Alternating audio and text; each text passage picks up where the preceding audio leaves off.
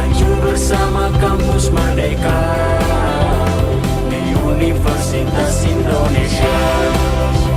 UI bangun masa depan bangsa, Indonesia jaya. Kita tuntut ilmu dan berkarya di Universitas Indonesia. Bangun semangat baru di Universitas Indonesia. Maju bersama kampus Merdeka di Universitas Indonesia. Ini bangun masa depan bangsa, Indonesia jaya. Kita tuntut ilmu dan berkarya di Universitas Indonesia. Bangun semangat baru di Universitas Indonesia. Bersama tunjukkan mahakarya, mengembang nama putra-putri bangsa. Gelora semangat Nusantara di Universitas Indonesia. Bersama tunjukkan mahakarya, mengembang nama putra-putri bangsa. Gelora semangat Nusantara di Universitas Indonesia. Bersama tunjukkan mahakarya, mengembang nama putra-putri bangsa. Gelora semangat Nusantara di Universitas Indonesia.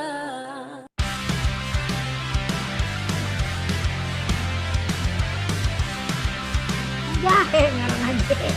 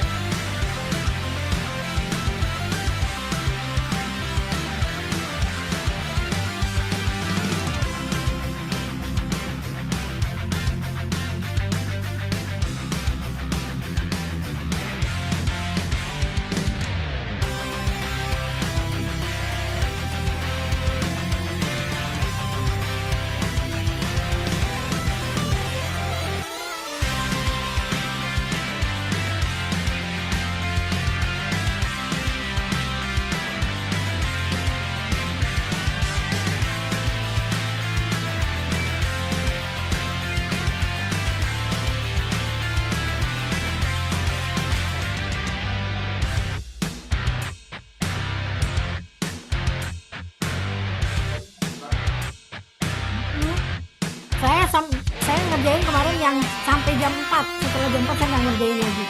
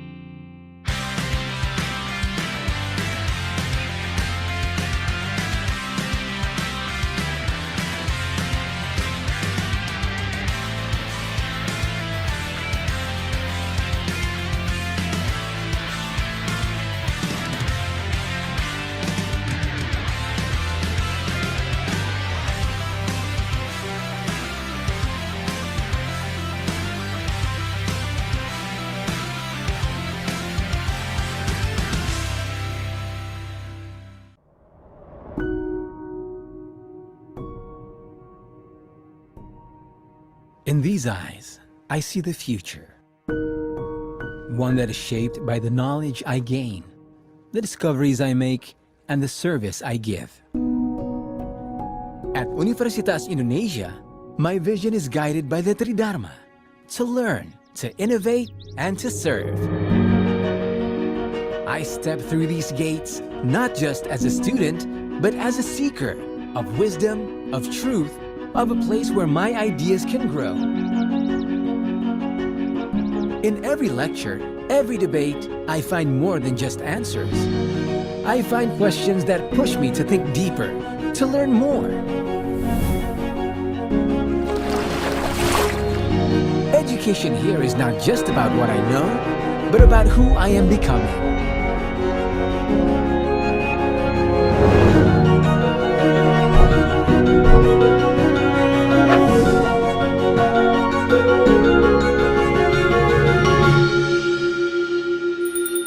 In the quiet hum of the lab, I discovered the power of curiosity. Through research, I dive into the unknown, seeking solutions that can change the world.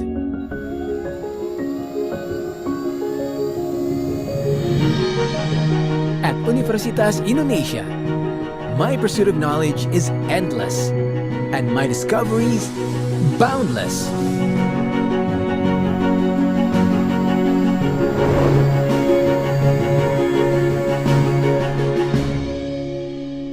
Beyond the walls of the university, I reach out into the heart of communities, where my hands bring change and my heart connects. Here, service is not an obligation, but a calling. And through it, I learn the true meaning of impact.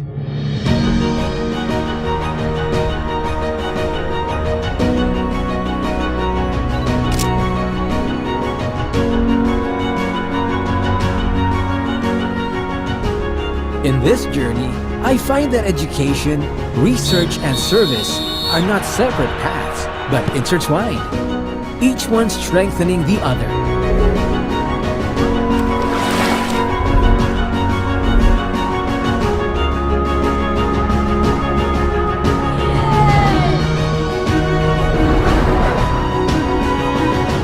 I rise through these pillars, becoming more than I ever thought possible.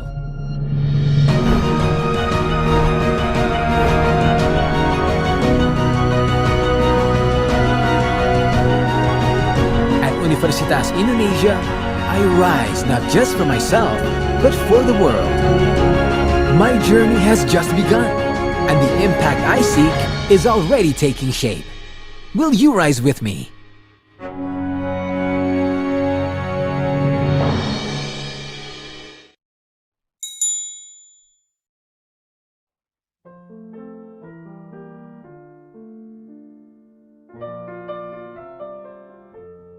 iGroup is a one-stop shop for information products and library technologies. We establish as the key information industry partner with our customers.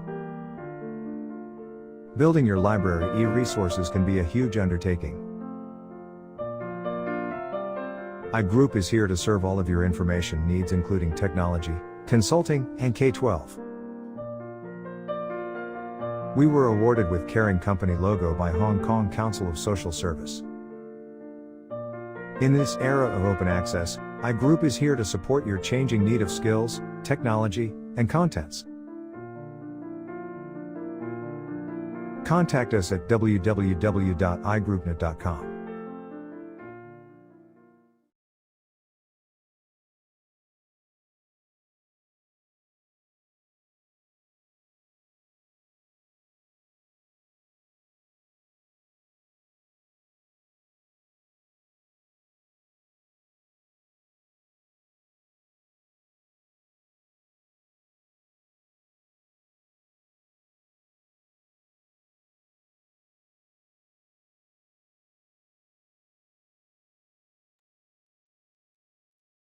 Assalamualaikum warahmatullahi wabarakatuh.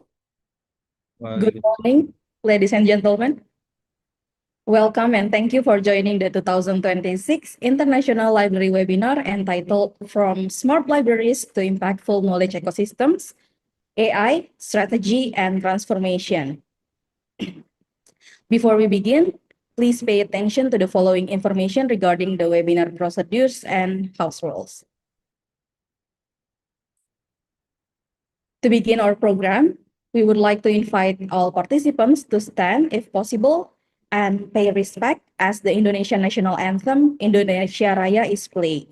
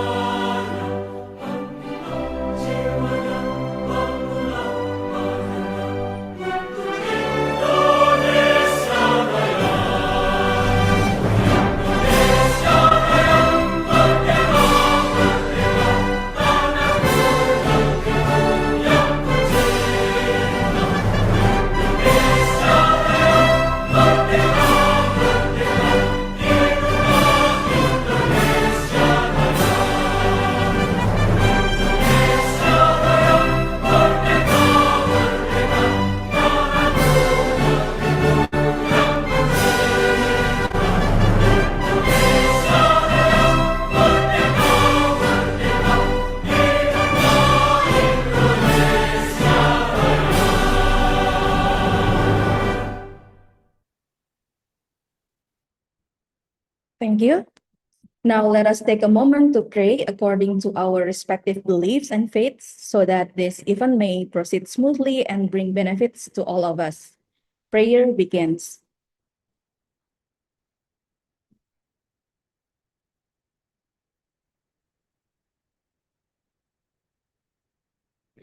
Prayer ends.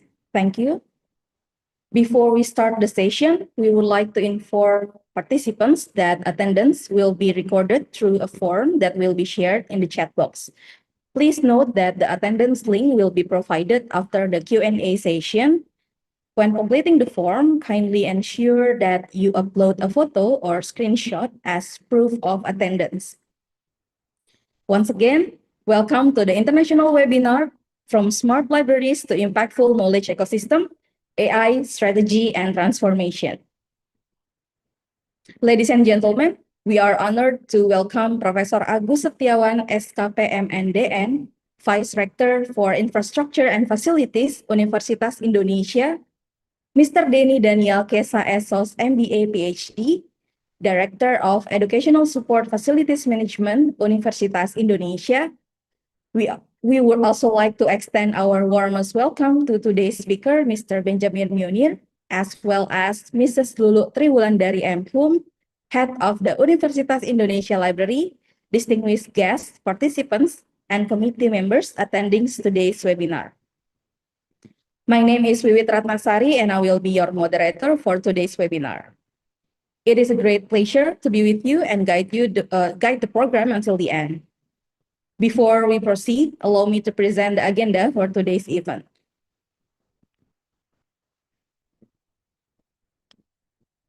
First, we will have opening remarks and the official opening ceremony by the Vice Rector for Infrastructure and Facilities, followed by remarks from the Director of Educational Support Facilities Management. Next, we will proceed to the main session featuring presentation from our speakers, followed by a question and answer session. The webinar will conclude with an interactive quiz session.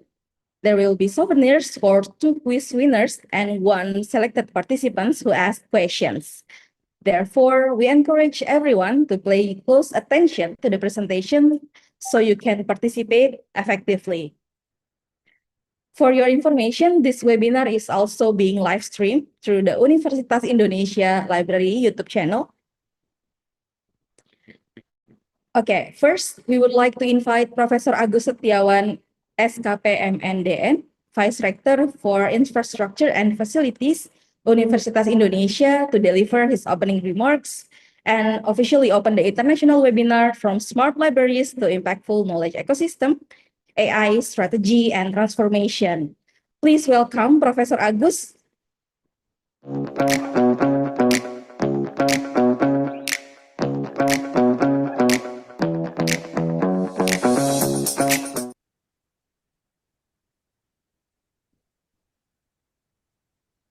Assalamualaikum warahmatullahi wabarakatuh.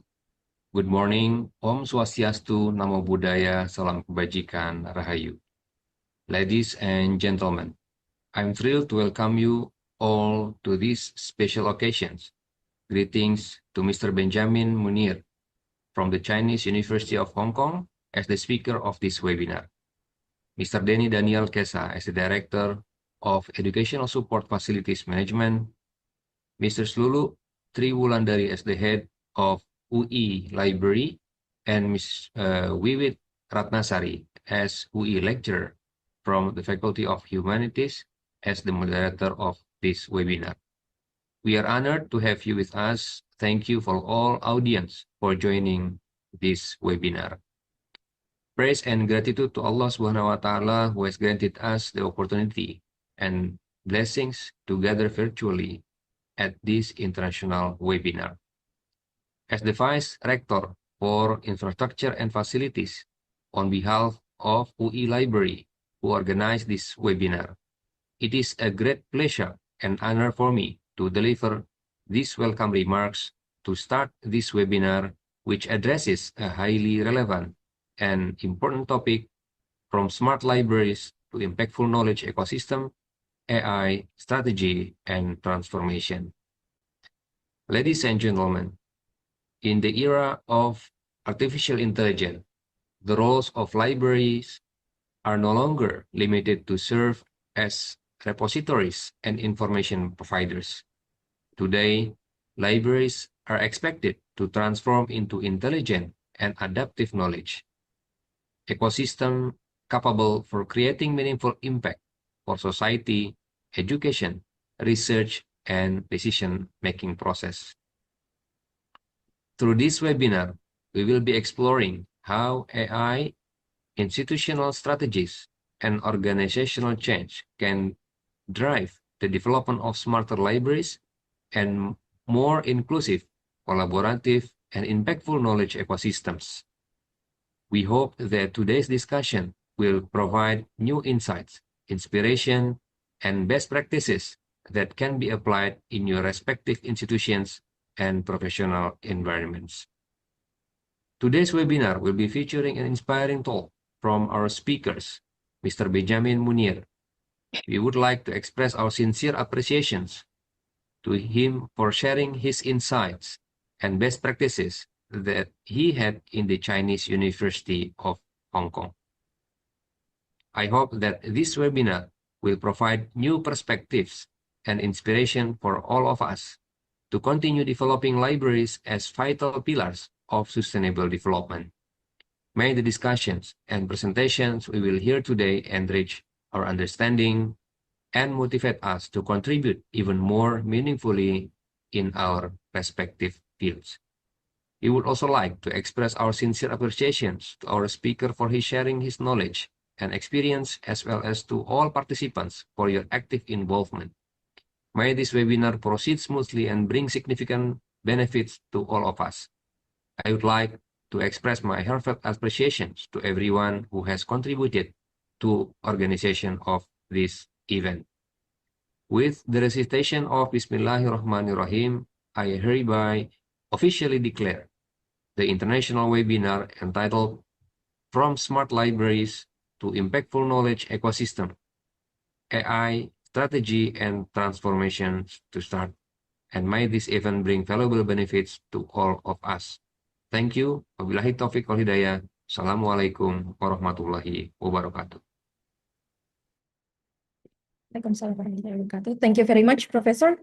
Next, we would like to invite Mr. Denny Daniel Kesa Esos, MBA, PhD, Director of Educational Support Facilities Management, to deliver his remarks. Please welcome Mr. Denny. Thank you so much. Assalamualaikum warahmatullahi wabarakatuh.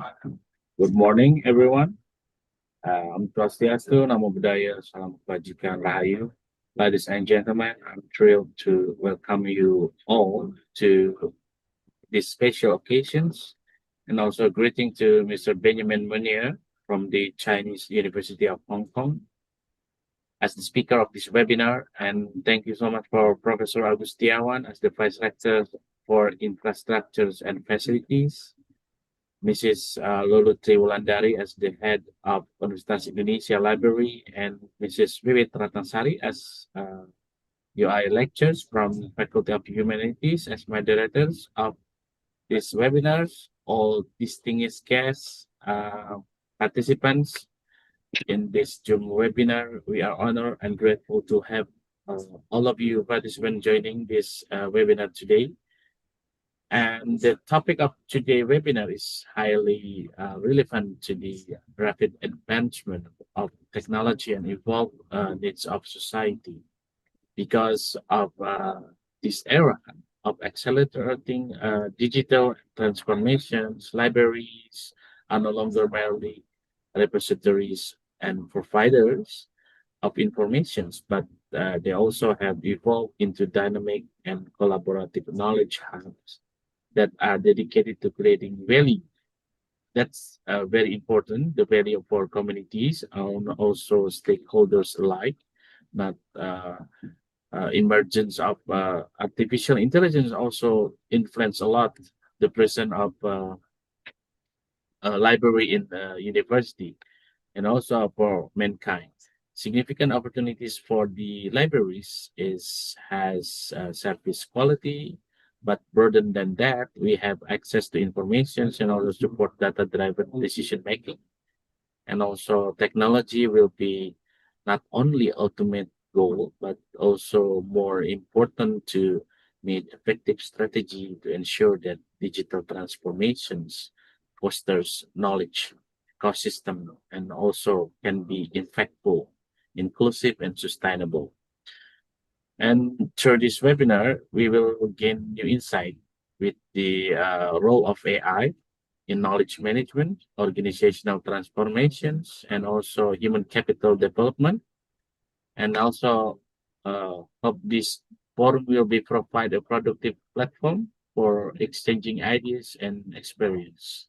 And I would like to express my sincere appreciations and gratitude to our distinguished speaker, Mr. Benjamin Munier, for generously sharing their knowledge and expertise. And our participants can also have some strong commitment to continuous learning, adaptations, collaborations, and ever-changing environment. At the last, I wish this webinar will be beneficial for everyone.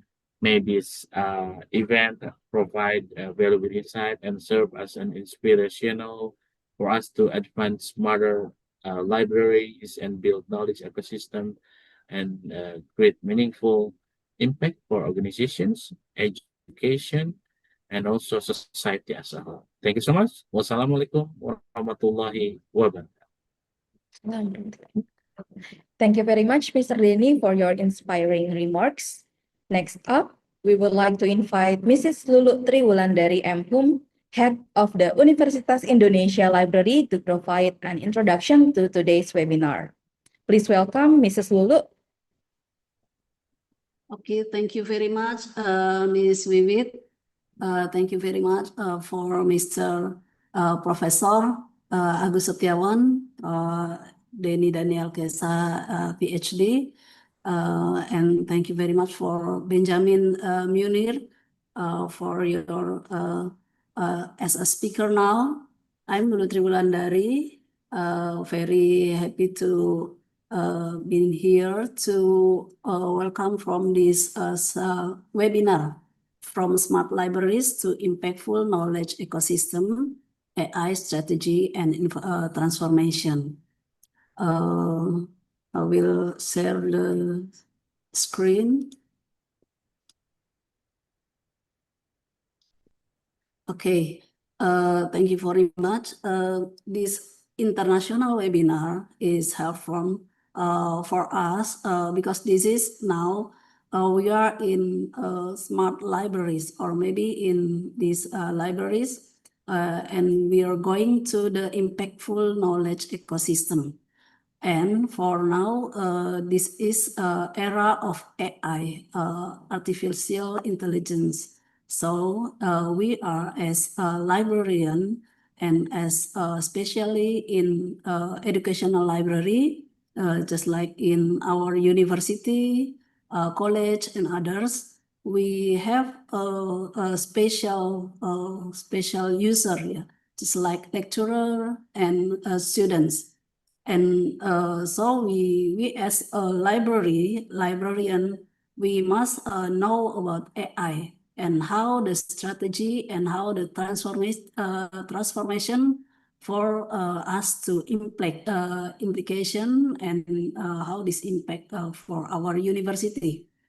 Because when we didn't start now, we cannot understand about this AI, or maybe we just stop. We cannot run in this era. Okay, and for this introduction is a webinar. This webinar now. Why knowledge ecosystem is matter for us? Because we are from isolated collection. We know that our collection is only in before in printed collection, and now in this 10 or 20 years before until now, we already have electronic collection and others. And this collection and this electronic collection will be connected, interconnected the ecosystem. And we have to know that in our university or our education, that library is very powerful for us, because this is we call it ruh, or maybe if food, food when already everyone of us need food, we need food every day, and just like in educational, we need food just like resources or maybe collection, research, and that's only in library, and we library can dissemination about that. And we are enabling from discovery, reuse, and innovation. So in our library, in this era, we have to every day or every month maybe we can what our innovation today. Maybe not so high, but small innovation is very useful for our user. And from UI library mission, we are stewarding information, empowering learning, enabling research impact. And for key enablers, we are learning to AI assisted discovery and doing metadata quality, because in library there are a lot of metadata that we doing every day. We have a lot of collection from UIANA, or maybe in every librarian we have a special collection, just like scriptsy, thesis, dissertation, and that's our treasure to to our this is our repository. Yeah. This is our treasure. So we have to doing this as a metadata quality, and we have to prepare about this. And as user experience, we have to doing a user experience how the user can be use this library smoothly, and maybe we have a zero tolerance or a zero just like complaint. Yeah, we have to zero complaint about this, and step by step going to zero complaint, and we all want to this user experience every day, every weeks, every month, and every year, because our library is going to be the user can be they every day. Yeah, they coming to library. And then our key enablers, the fourth is cross-institution collaboration. So we in this era, we have to strengthen our cross-institution collaboration with other institutions, maybe to other university library, to other perusahaan, or maybe corporate, yeah, or maybe the CSR and others, bank and the others. We have to collaborate about this. And the special is we have to collaboration with the lecturer, just like professor and our rector, vice rector, director, and others. Because this is now this library is going to different, yeah, in this condition. Just like we have efficiency and others. So this collaboration is very, very meaningful for us. And for current state at UI University Indonesia Library, we have a library landscape, and we have electronic collection, and there's catalogs, digital repository, and learning space. I'm sorry, I want to.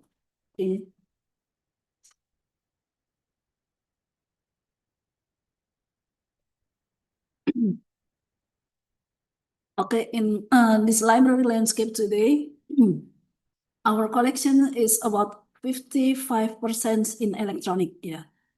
And then we only have 5% in print materials. So this is this is strength for us, because with 95% electronics, all the user can access from anywhere, anytime, 24 hours a day, and 77 day per week. Yeah.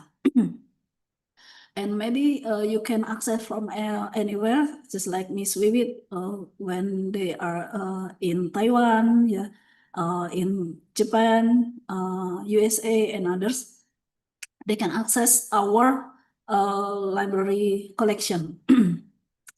And this era, maybe from your library, we have a learning space. Yeah, I think I understand, and maybe all of our library, your library in Indonesia, going to library as a learning space, because I know in the others university, there are many learning space, and this library going to this learning space. Not only user come here to reading, but they come here to discussion, to working from anywhere, yeah, working from others. Yeah. In this era, in working from anywhere, a library have to stand by. Yeah, we have to stand by for this, because this era, when they go to anywhere, I think they go to library. So when the other is work from anywhere, librarian must be work from the office in the library, because all the students that work from anywhere, maybe they come to library. Or maybe this we have an alumni that they work in library just like this. And this era going to this is there are gaps in this era, yeah, because there are fragmented data silo. We have to know about this different data, and about the inconsistent metadata quality. We have to understand about the metadata quality and how this consistent is very, very useful, because this metadata we can collaborate with other library. And the other gaps is limited AI enhanced service. Yeah, a lot of talk about AI, and we can use AI in others, but sometimes not every librarian can use this AI. And about the insufficient analytic for impact, because we have to understand about this analytic, a lot of data, and we have to analytic this, because library, we know that we have a lot of treasure. This treasure is just like data, yeah, data, and we have to analyze this because this is a very, very important, yeah, for this data. And our strength is trusted governance, and we have to collaborate with our rector, vice rector, directors, and others in this efficiency. We have to collaborate. This trusted of governance is very, very useful, yeah, very important. And strong faculty collaboration. Our university, we have to understand that our all of our students are in the faculty, not on the university. So we have to collaboration with the university, with the faculty, to collaborate about this literation of information to the student.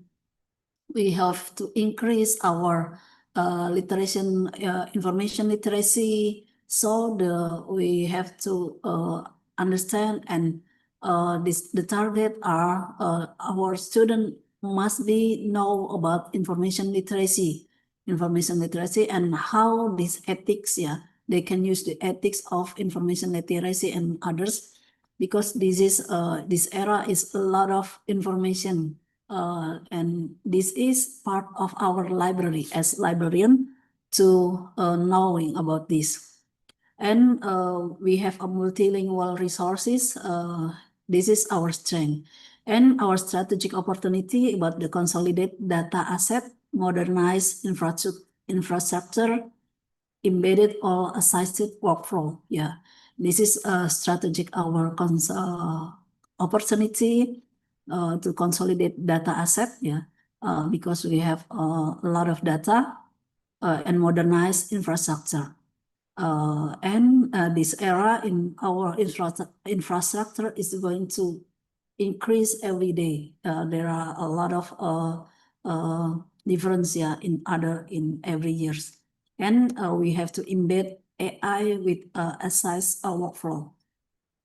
Ms. Wiwit, what do I have? What time? Is already have time? Yes, we still have time. Okay, thank you. Please continue, Ms. Lulu. Okay. And our vision is as a smart to impactful knowledge ecosystem. So in this era, UI library as a hub that connects learners, researchers, communities with trusted AI enhanced knowledge flows. Yeah. And then our components is AI enabled discovery and recommender systems, open and interoperable metadata practice, and digital preservation and long-term access. Yeah, this is very important for us about digital preservation because we still have printed materials, but we're going to digitalize. But we still keep these materials is important for us too about this year. And this is for long-term access. Maybe in next year or next 5 years, we have to digitize now, yeah, because everything and the world are going to change, yeah, and we are as librarian have to change, yeah, for prepare for the every situation. And we have to collaborative space and learning analytics. So this we have a lot of spaces, and we have to collaborative with the others, yeah, to express our spaces and learning analytics about this.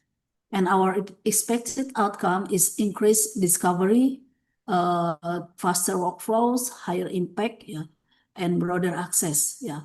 We know that this impactful UI as we have to unggul impactful. So our library have to make sure that library is meaning and very impactful for the students, for the lecturer, for the researchers and others there. So this is our librarian have to do. And then AI in libraries opportunities and boundaries. We have opportunity first, like intelligent search and semantic enrichment in our data. We have a lot of data and automated metadata generation, and we have personalization and adaptive learning support. And we have knowledge graphs linking resources, authors, and institution. And we have a government and ethics, just like I have an AI ethics in our university, and we have maybe this is different from other university, but as a librarian, we have to make sure this ethics is on the way, because a librarian will have to make sure about this with the lecturer. So we have to know about the ethics in AI and others. And we have a data privacy and consent for analytics, bias mitigation and transparency, compliance with national and institutional policy, and human in the loop for critical decision.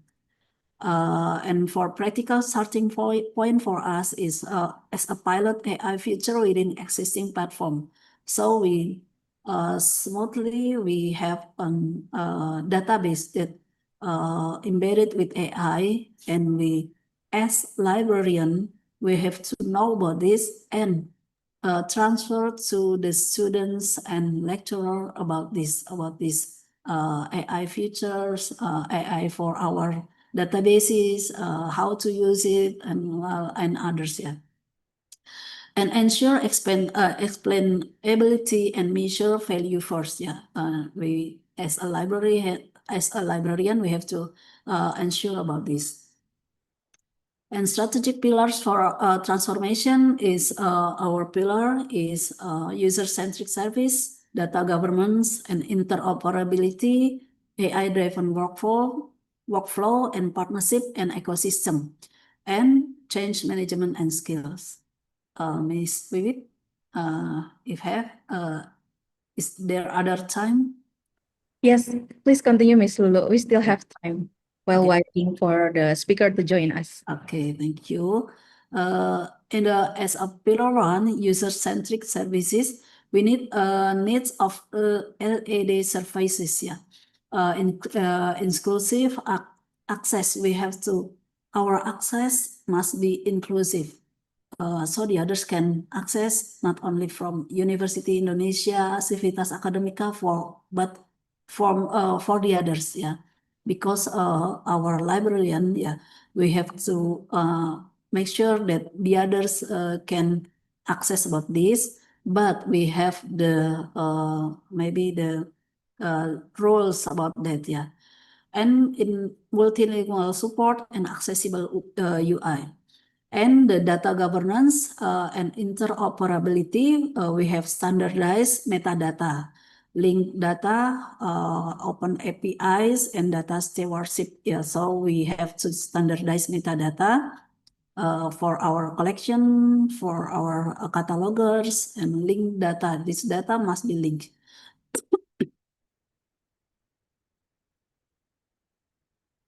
I'm sorry. And the pillar number 3 is AI-driven workflow. Just like discovery, curation, yeah. As a librarian, we have to discovery about this data, discover how, where the information, how to dissemination, yeah. And we have to curation about this data.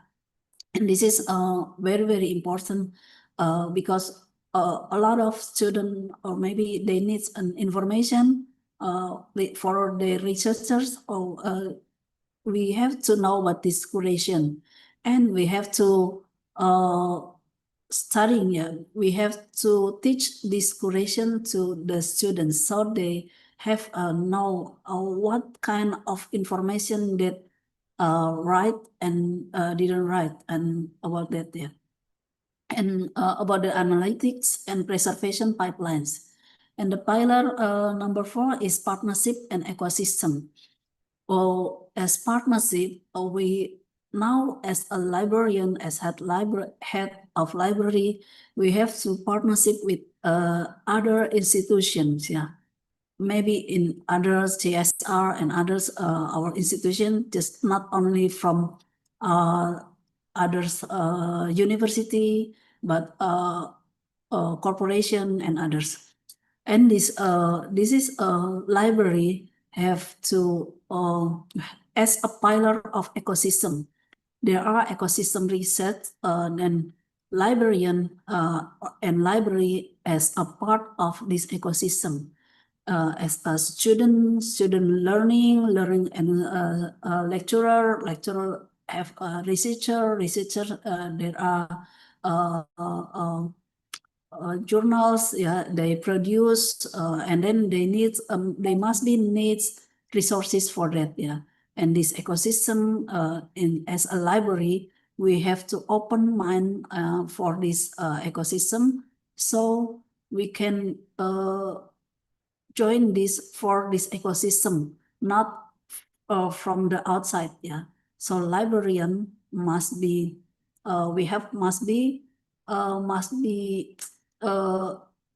strengthen this ecosystem. Make sure that librarian as a part of this ecosystem. So as a library, as a head library, we have to collaboration with others and make sure that me, yeah, as a librarian, we as a library, as a part of this ecosystem, research or academics in our university or in our institution, yeah, because this is very important for this library. And then the number 5 is change management and skills, just like staff development. Maybe in every month, we know that there are a new AI for students for doing graphic and other, yeah. And every day, maybe just like a lot of information, new information. So this librarian have to change and have to want to learning every day, every weeks, yeah, for this change information. So we know about the new of AI and how to use it, and new of electronic resources and others. And we can teach for this student and lecturer. So the staff development, make sure that we have a budget for this staff development. Yeah.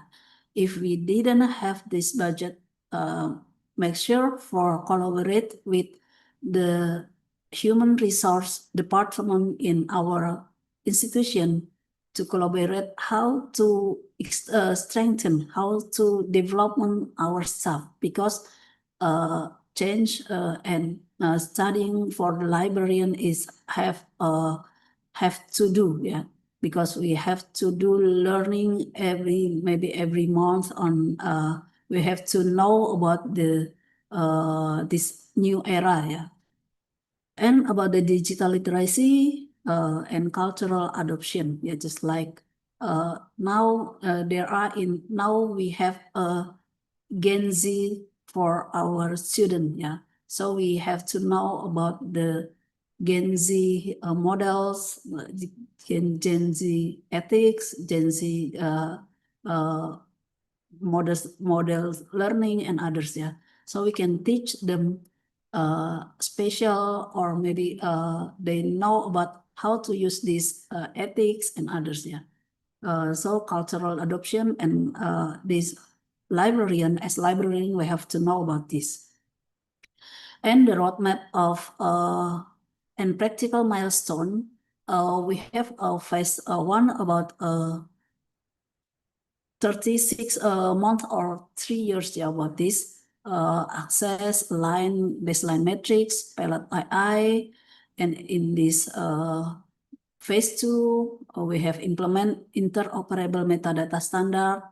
And then in phase 3, we have full ecosystem integration, knowledge graph, and in phase 4, we have scale across faculty, continuous improvement, and impact reporting. And this is as key deliverable governance chart, yeah, data model, platform integration, and training programs. And as a roadmap, practical milestone, and three of UI implementation as practical example at UI is AI as powered discovery portal. And we improve recall precision for research and teaching resources to our student, lecturer. And this objective, we have kontrak kinerja, KOKIN, for our library. And we have one of our KOKIN is increase our information literacy for students. We have to increase this and make sure that this our kontrak kinerja index kinerja atau IKO, we cascading to the faculty. So our point of increasing of students that know about information literacy, we cascade to our faculty. This is like we have a point. This point we sending to the faculty that the student all in the faculty have to know about this, because the students are in the faculty, not in the university. Yeah, the faculty have the student, so we have to make sure the student have to know about this information literacy. We collaborate with the faculty.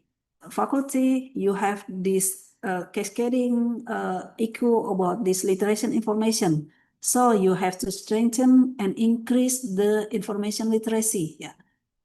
So that's we're doing that in UI. So the dean, vice dean, manager, education manager have to know about this, and they collaborate with University of Indonesia Library to doing information literacy, and with very dengan semangat gitu ya, very apa?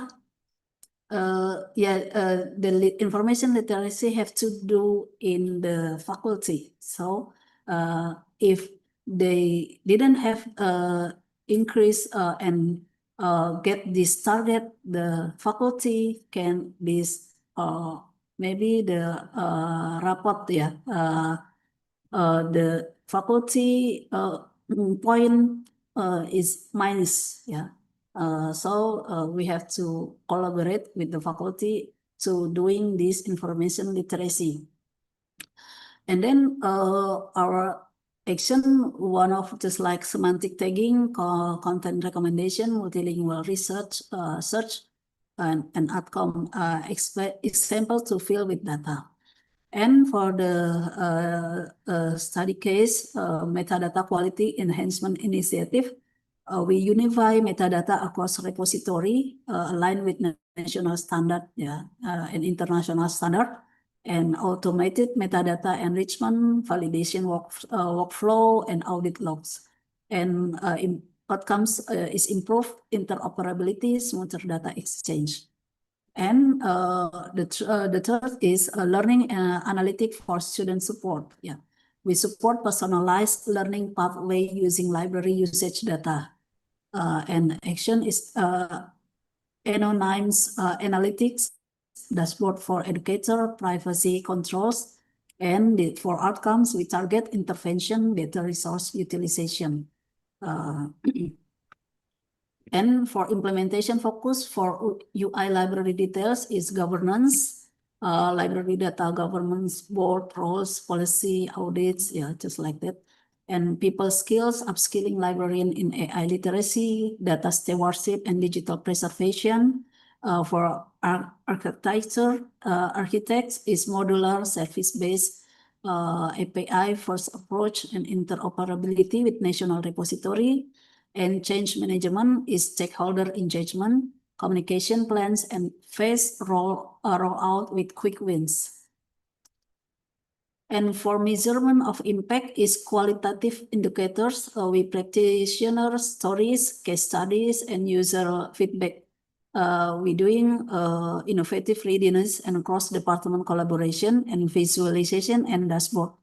Plans for executive dashboard, faculty dashboard, and public impact report. Yeah.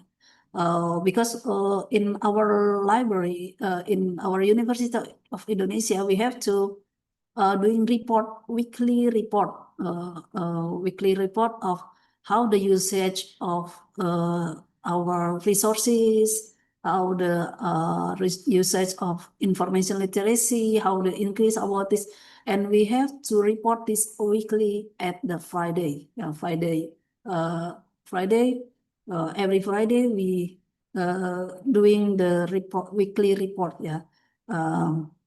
So this is this weekly report mean that we have to evaluate our library every weeks. Yeah.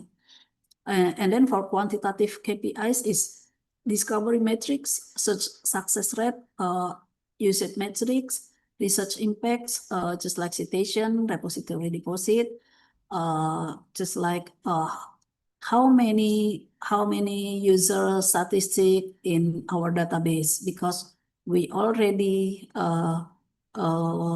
subscribe very huge database and very huge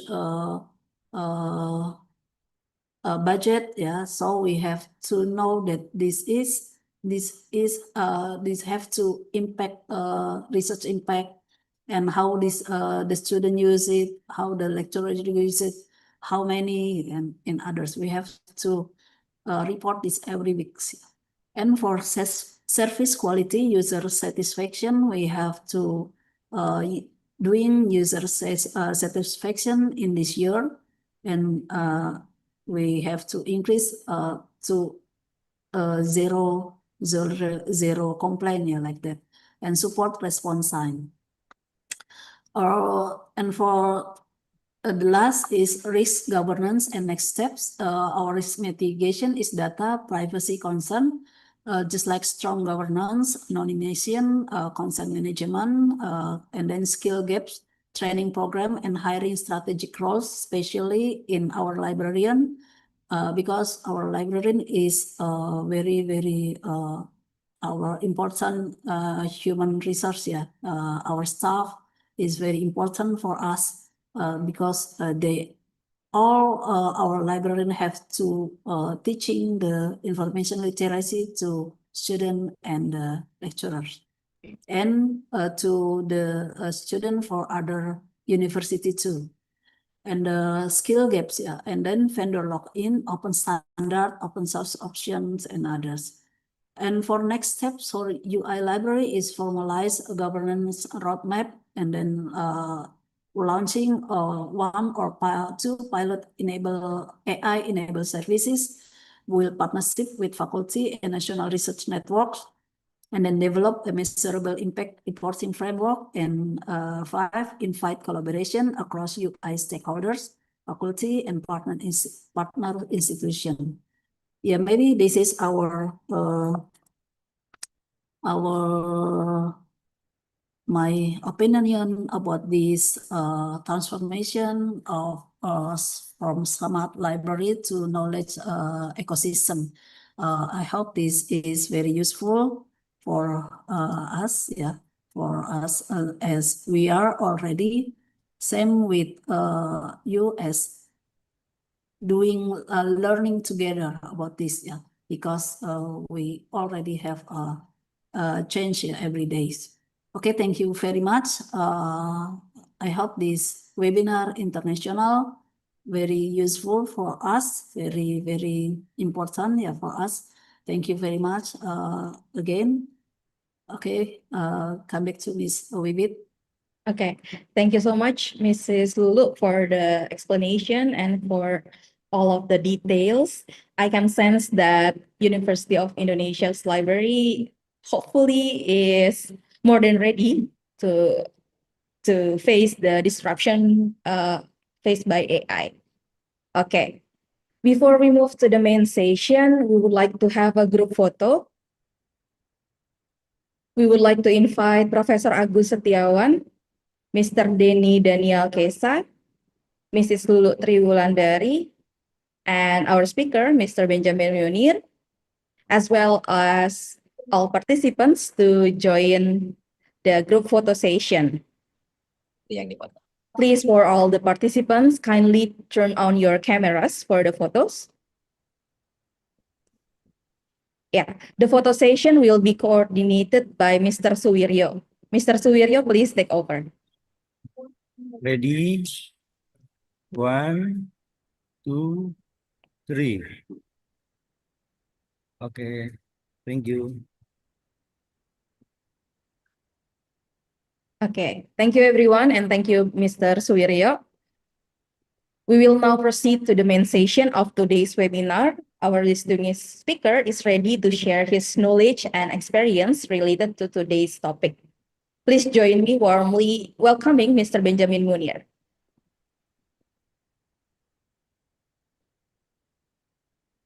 Thank you very much. I'll share my slides if I may. Okay, we'll now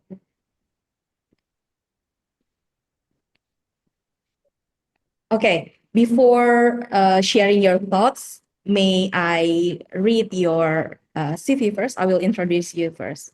Thank you. Okay.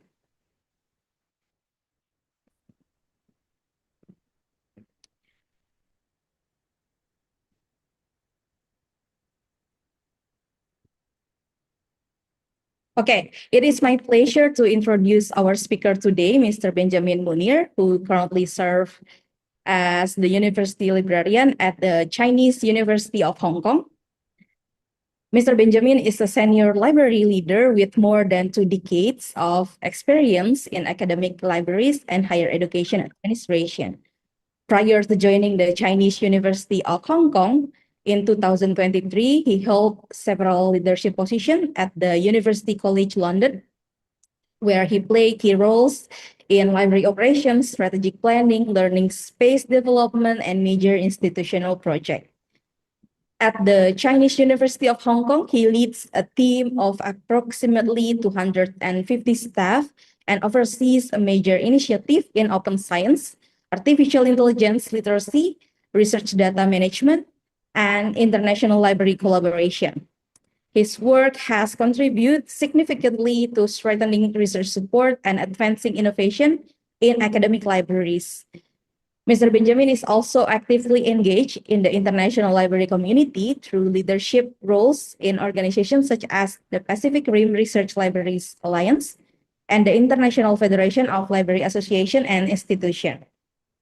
Without further ado, let us begin the presentation session. Mr. Benjamin will first deliver his presentation, followed by a question and answer session.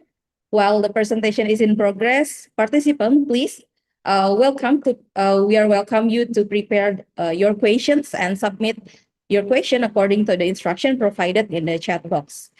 To Mr. Benjamin, the floor is yours.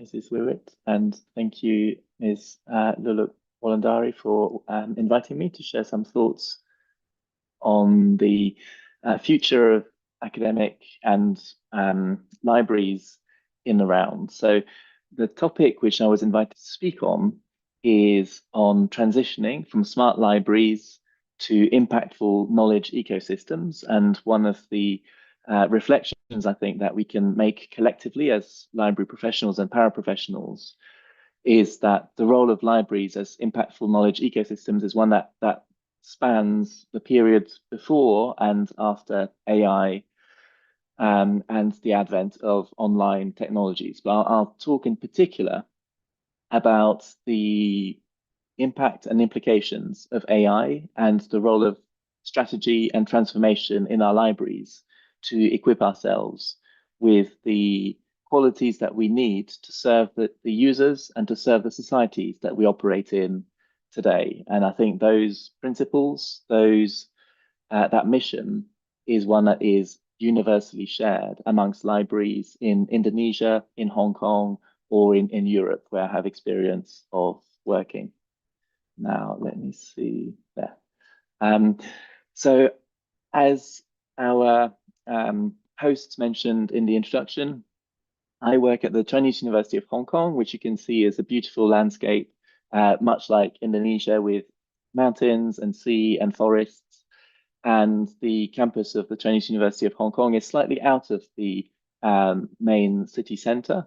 And having worked for nearly 20 years in University College London, in a campus that was right at the heart of London, there's a real sense of location defining how we operate as libraries.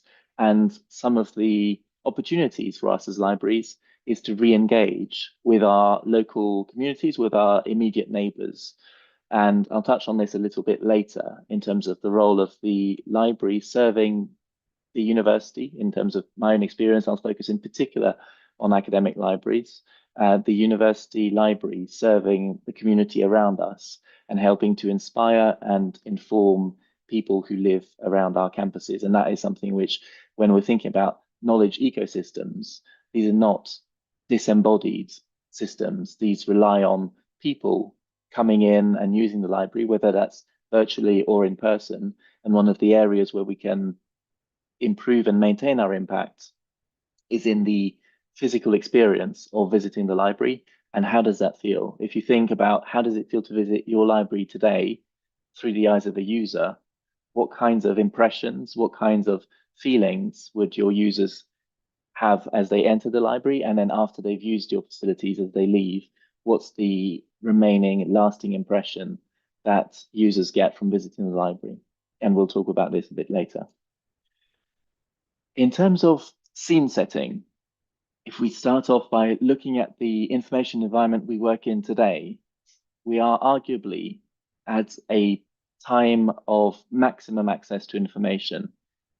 We can, at the end of our fingertips, have virtually the whole of human knowledge accessible on a small screen in our palms. And people can not only access, but also create and manipulate information in ways that were inconceivable even 20 years ago. We've never had so much knowledge at our fingertips as humanity. Are we using it wisely is one of the questions that we need to pose ourselves. And as libraries, are we helping our users? Are we helping our students? Are we helping our visitors, our patrons, to be using information in ways that enhance their lives and that enhance the societies that they live in? I believe that's one of the big challenges for us in libraries, to help harness digital technologies for public good. And the image here as well as illustrating the huge level of access that we have to information, also has a more ominous aspect, something that suggests the potential misuses of digital information. And in the world that we live in today, with the different AI tools and access to digital information, one of the challenges that we also need to manage is cybersecurity. One of the challenges we also need to consider is how safe is the information that we curate, how safe is the information that we manage as libraries, and how do we support our users in handling the risks of digital technologies. So that includes misinformation, it includes the risk of trolling and of cyber attacks on individuals and on institutions. You probably are all aware of the British Library cyber attack 4 years ago, which brought down the library really to its knees, because a lot of the core systems were disabled for months and in fact for years before the library could properly recover from that process.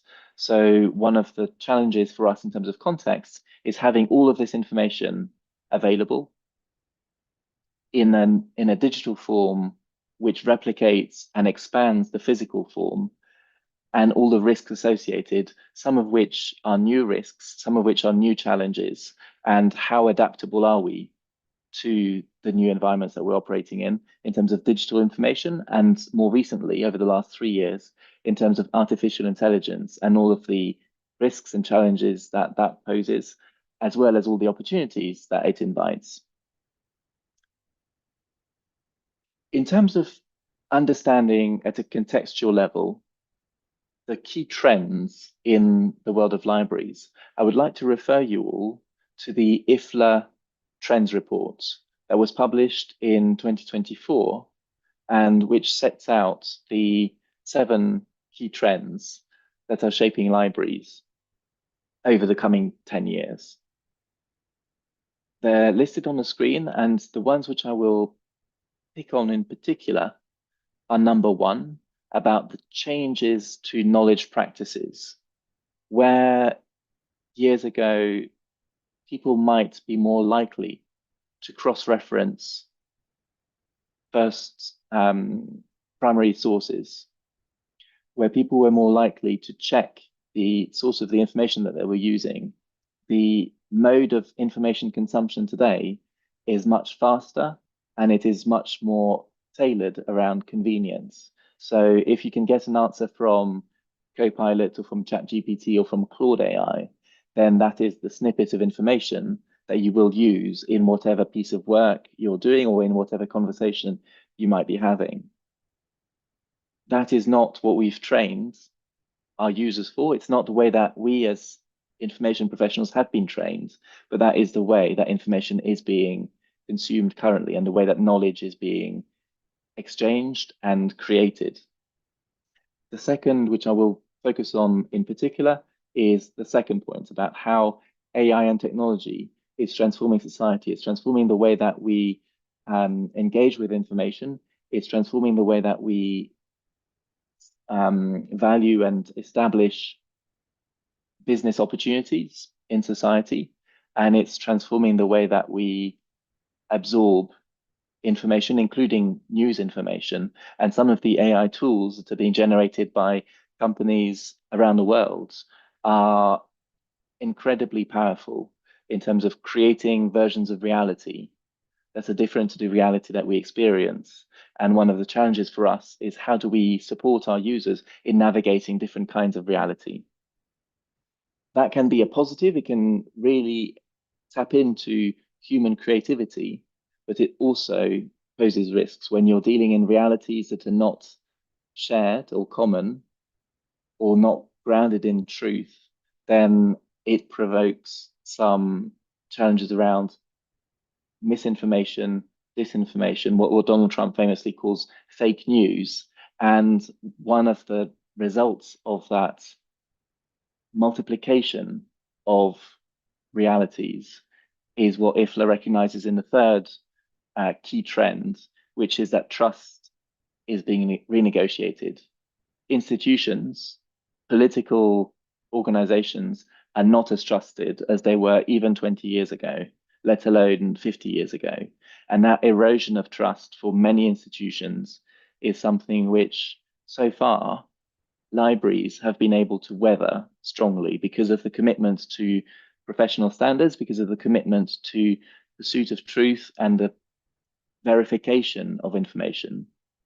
Libraries remain one of the most trusted institutions that exist. Can we maintain this into the 2030s? And how do we maintain this in an environment where information becomes harder to control? That is one of the key challenges that we need to ask ourselves. The remainder of the key trends I will touch on later, but I won't necessarily dwell on in the same way. So these are important key trends.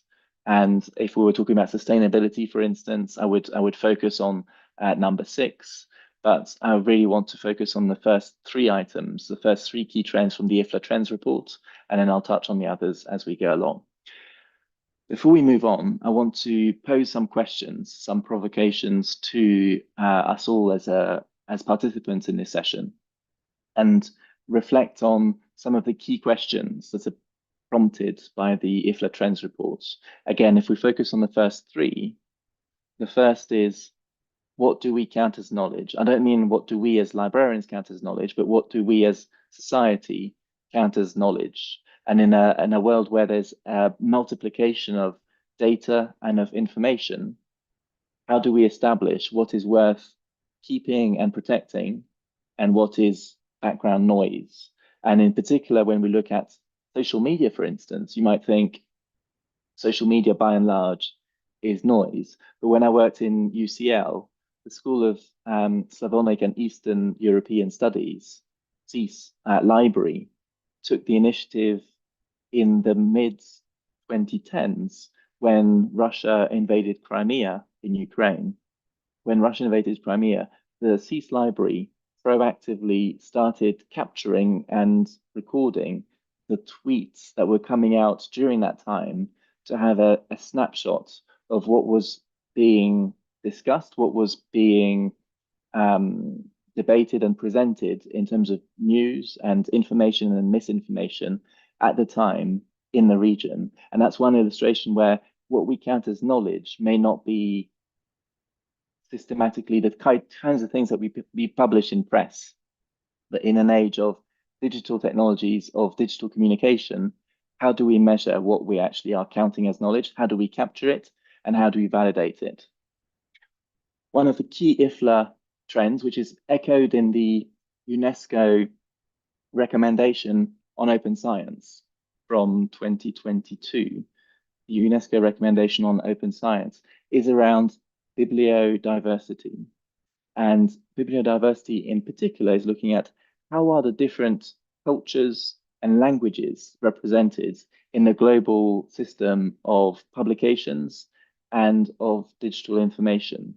And in a world that is currently dominated by English language, how do we get other voices to be heard and seen? And I know for Indonesian libraries, this will be a topic of great importance, of how are the many voices and many languages of Indonesia reflected in the body of knowledge that is captured and maintained in our libraries. For us in Hong Kong, and more widely across China, one of the challenges is how can we ensure that the different voices in China are represented in the global corpus of knowledge?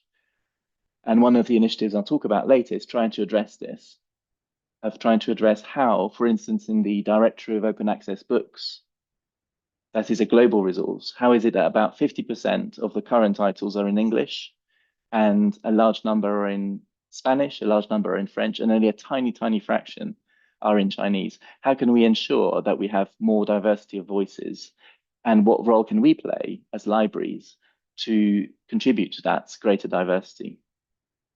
We need to help also to challenge misinformation, and that's something which our libraries are doing in different ways to different extents. I know in Canada, there are some major initiatives to try and manage the risk of misinformation and a lot of public education around misinformation conducted by libraries. That is not as much of an agenda for public awareness in Hong Kong, and I don't know what that discussion looks like in Indonesia, but I'll be fascinated to hear about your reflections in the Q&A session later.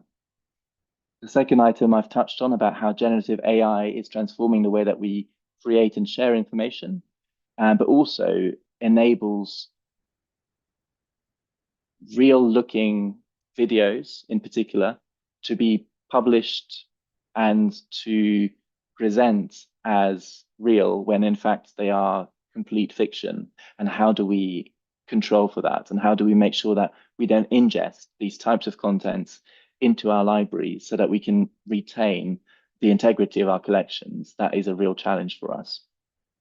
And then the third challenge around AI and the transformation of societies is, how do we safeguard information? How do we ensure that we don't succumb to increasingly sophisticated cyber attacks and attempts to damage our systems? The third point in terms of trust, I mentioned the trust in institutions, particularly in political authorities and in public institutions.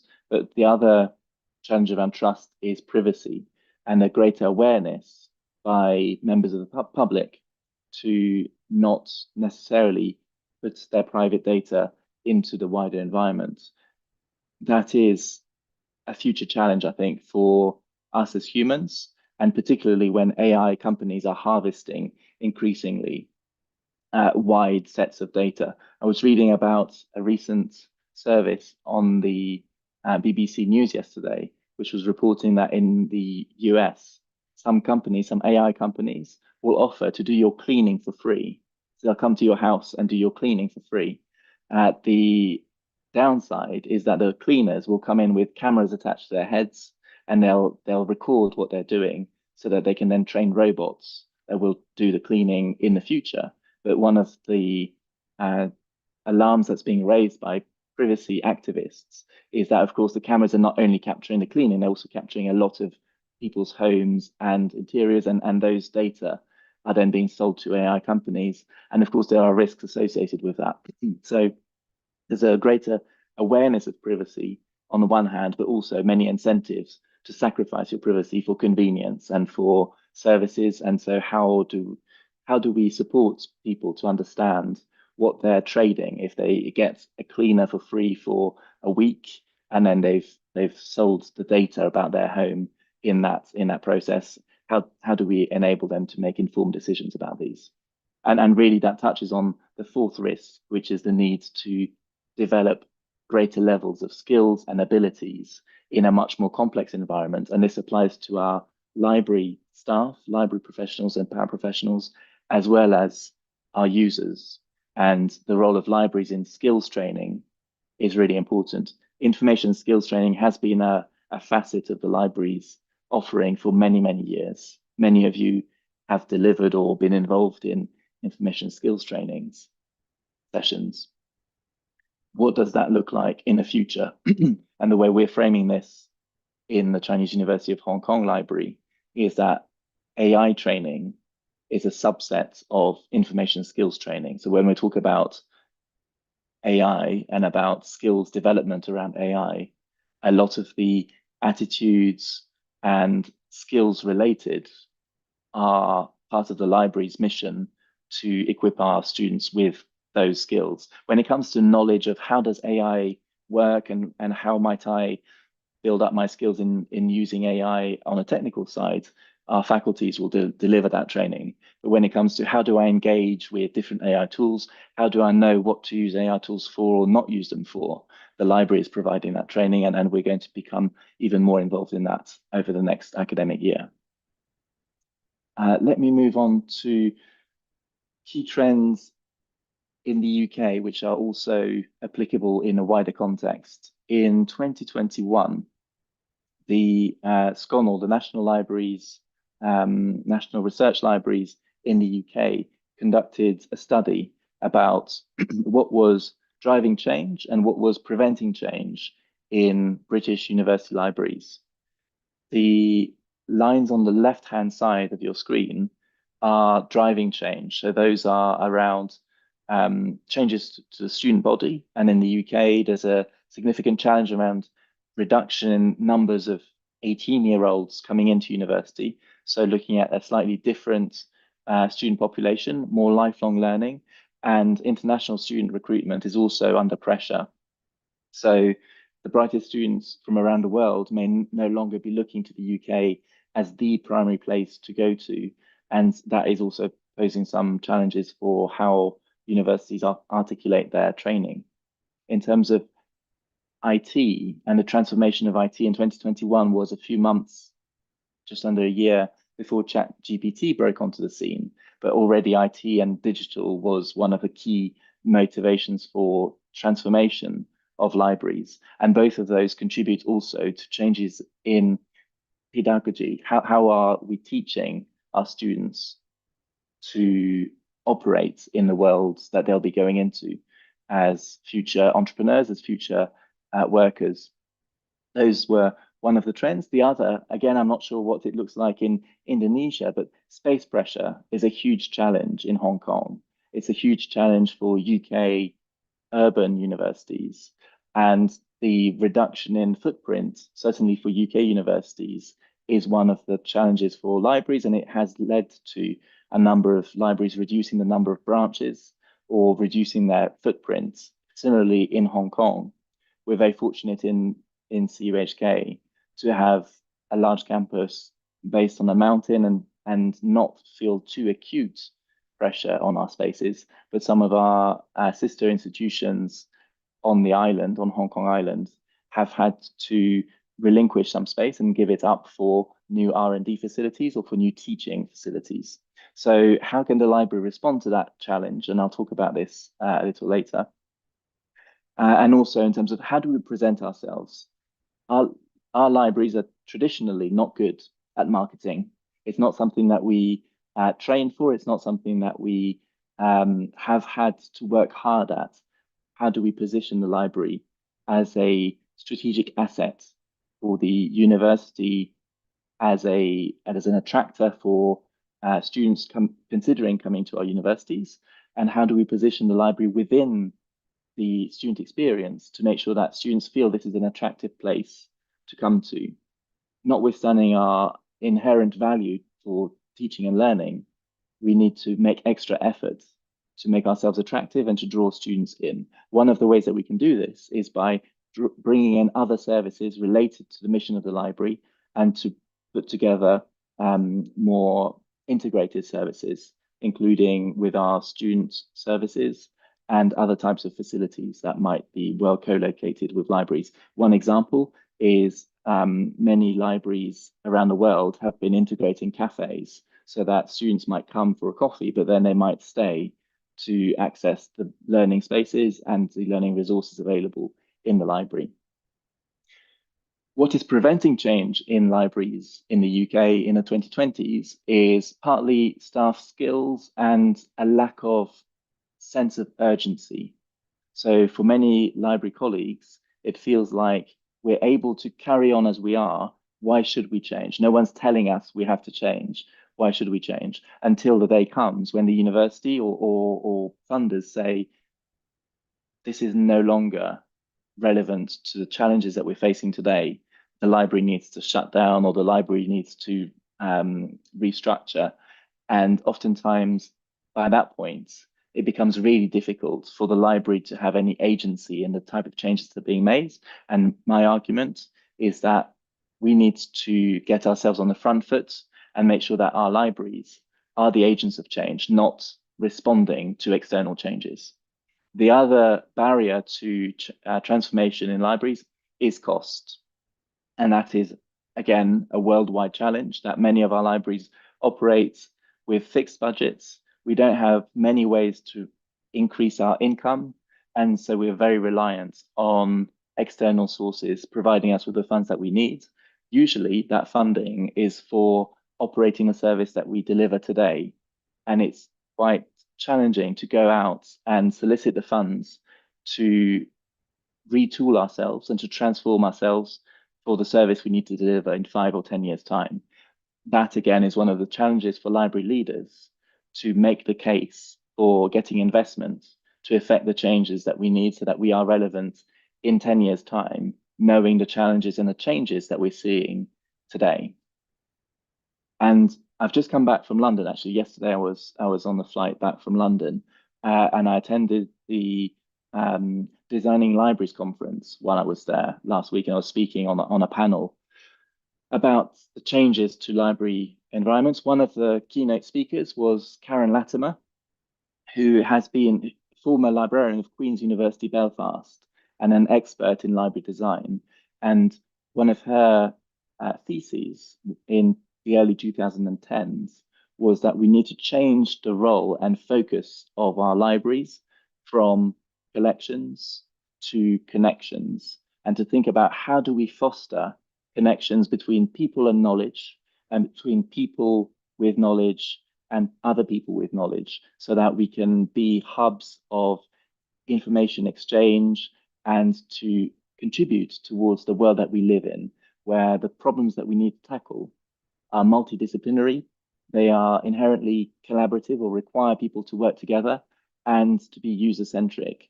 And those qualities that Karen Latimer described in 2011 are increasingly noticeable in libraries that we see today.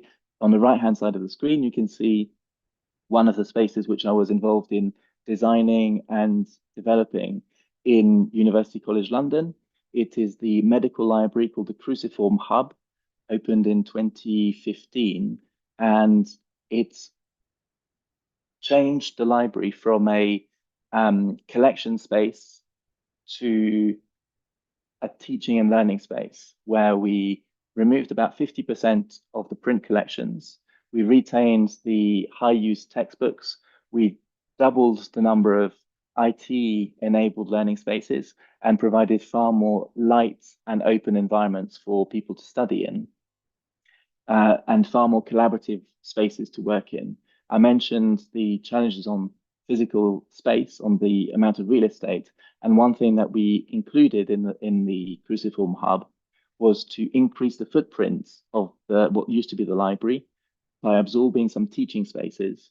And the teaching spaces were used or are used for timetabled classes by faculty in the first and second terms of the academic year, and then they flip in the third term to be used as part of the library as study spaces. So we designed the space so it could be converted and operate as all as one library, or the access control to be changed, and for part of the space to be used for timetable teaching. And that is one of the ways that we can be smarter about using our spaces, by working more responsively to the way that the university operates today. That's all on key trends, and it's quite a lot on key trends. So now looking forwards, I want to try and tackle a key question, touching on those first 3 points that I mentioned in the introduction, which is, in a world where knowledge is omnipresent and where you can sit in your bedroom scrolling on your phone and know that you've got access to more knowledge than any of the scholars of the Enlightenment, some of the smartest philosophers in history, ever came up with. You've got all this knowledge at your fingertips, but you'll scroll Instagram for 2 hours. So the question for us in libraries is, how do we recapture the attention of learners in this age of information and knowledge saturation? And by learners, I mean not only students, but all of us. We're all learners, and people who come into our libraries are by definition learners. And our staff are by definition learners, because that is the business that we're in. So how do we recapture the attention of learners in the age of knowledge saturation? If you have any answers to that question, then please do share those with me in the Q&A session later. I'll be really interested in your thoughts. By way of an answer, I will try and put forward a hypothesis. The reason that we need to do this is that when we look at evolution in an organic way, we know that the fittest, by which we mean the organisms most adapted to their environment, survive. So in 2026, in the age of social media, in the age of AI, we need to constantly innovate or die. And the case of Twitter is an illustration where the social media age saw Twitter massively grow, and the age of AI saw it disappear and be absorbed into an AI company. And maybe it will come out again as a new type of company. So for us, this is our CUHK library logo of the swifts, like the birds that nest around our library building. How do we adapt ourselves to the environment that we exist in so that we don't suffer the same fate as the many animals over the millions of years and organisms that have appeared and grown and disappeared as the environment changed? The answer, I would suggest, is recognizing the critical importance of imagination. And the quote on your screen is printed on some of the windows in the Swiss Cottage Library in London. And I don't know if any of you recognize this quote. It's by a famous person who was a researcher. So imagination is more important than knowledge is a quote by Albert Einstein. So 100 years ago, one of the most famous scientists of our time laid out that in his perspective, knowledge was secondary to imagination. How much do we in our libraries value imagination today? I would argue not as much as we might like to think. And I would say if we had to weigh up between knowledge and imagination, virtually all of our libraries would place knowledge on a pedestal much higher than we would imagination. In the age that we live in today, in 2026, I would suggest it's possibly even more the case than in 1926 that imagination is more important than knowledge. So let's reflect on what does this look like for our libraries. In CUHK, we have a university-wide mission to support the creation, application, and dissemination of knowledge across society to serve the people of Hong Kong, the people of China as a whole, and the wider world community. For us in the library, the way that we interpret this for our own mission, we have three strands. One is to inform, one is to support, and the third is to inspire our users to be involved in this knowledge creation cycle. And what I've invited my team to do in CUHK Library, and what I would suggest I would invite colleagues in Indonesia to consider, is to reflect on to what extent do we work to inspire our users. We all, I think, work really hard to inform and to support our users. But I think the inspirational aspect is really hard to define. It's very hard to do. And how do we actually go about measuring whether or not we are fulfilling this? All of these things mean that it's quite challenging to implement. And sometimes it falls by the wayside. I remember when I was quite early in my career in UCL and I was involved in library building projects, there was a report that came out by the JISC in the UK, the national body for IT and information management in the UK. And they set out a number of criteria for how to assess whether or not your library building was done right, whether it was a great library building or not. 2011, I think, was when this was published. And one of the criteria they set was, does your library have wow factor? Wow factor. And so that, I think, is is an illustration of how do we inspire, to what extent does our physical space inspire our users, and to what extent then do our services inspire our users? To what extent are we triggering that sense of, I am in a place that does great things and I am able to contribute to that greatness? I think that is the challenge for us in our libraries, to consider how do we create that spark, how do we ignite our library staff and our library users to be thinking in that way.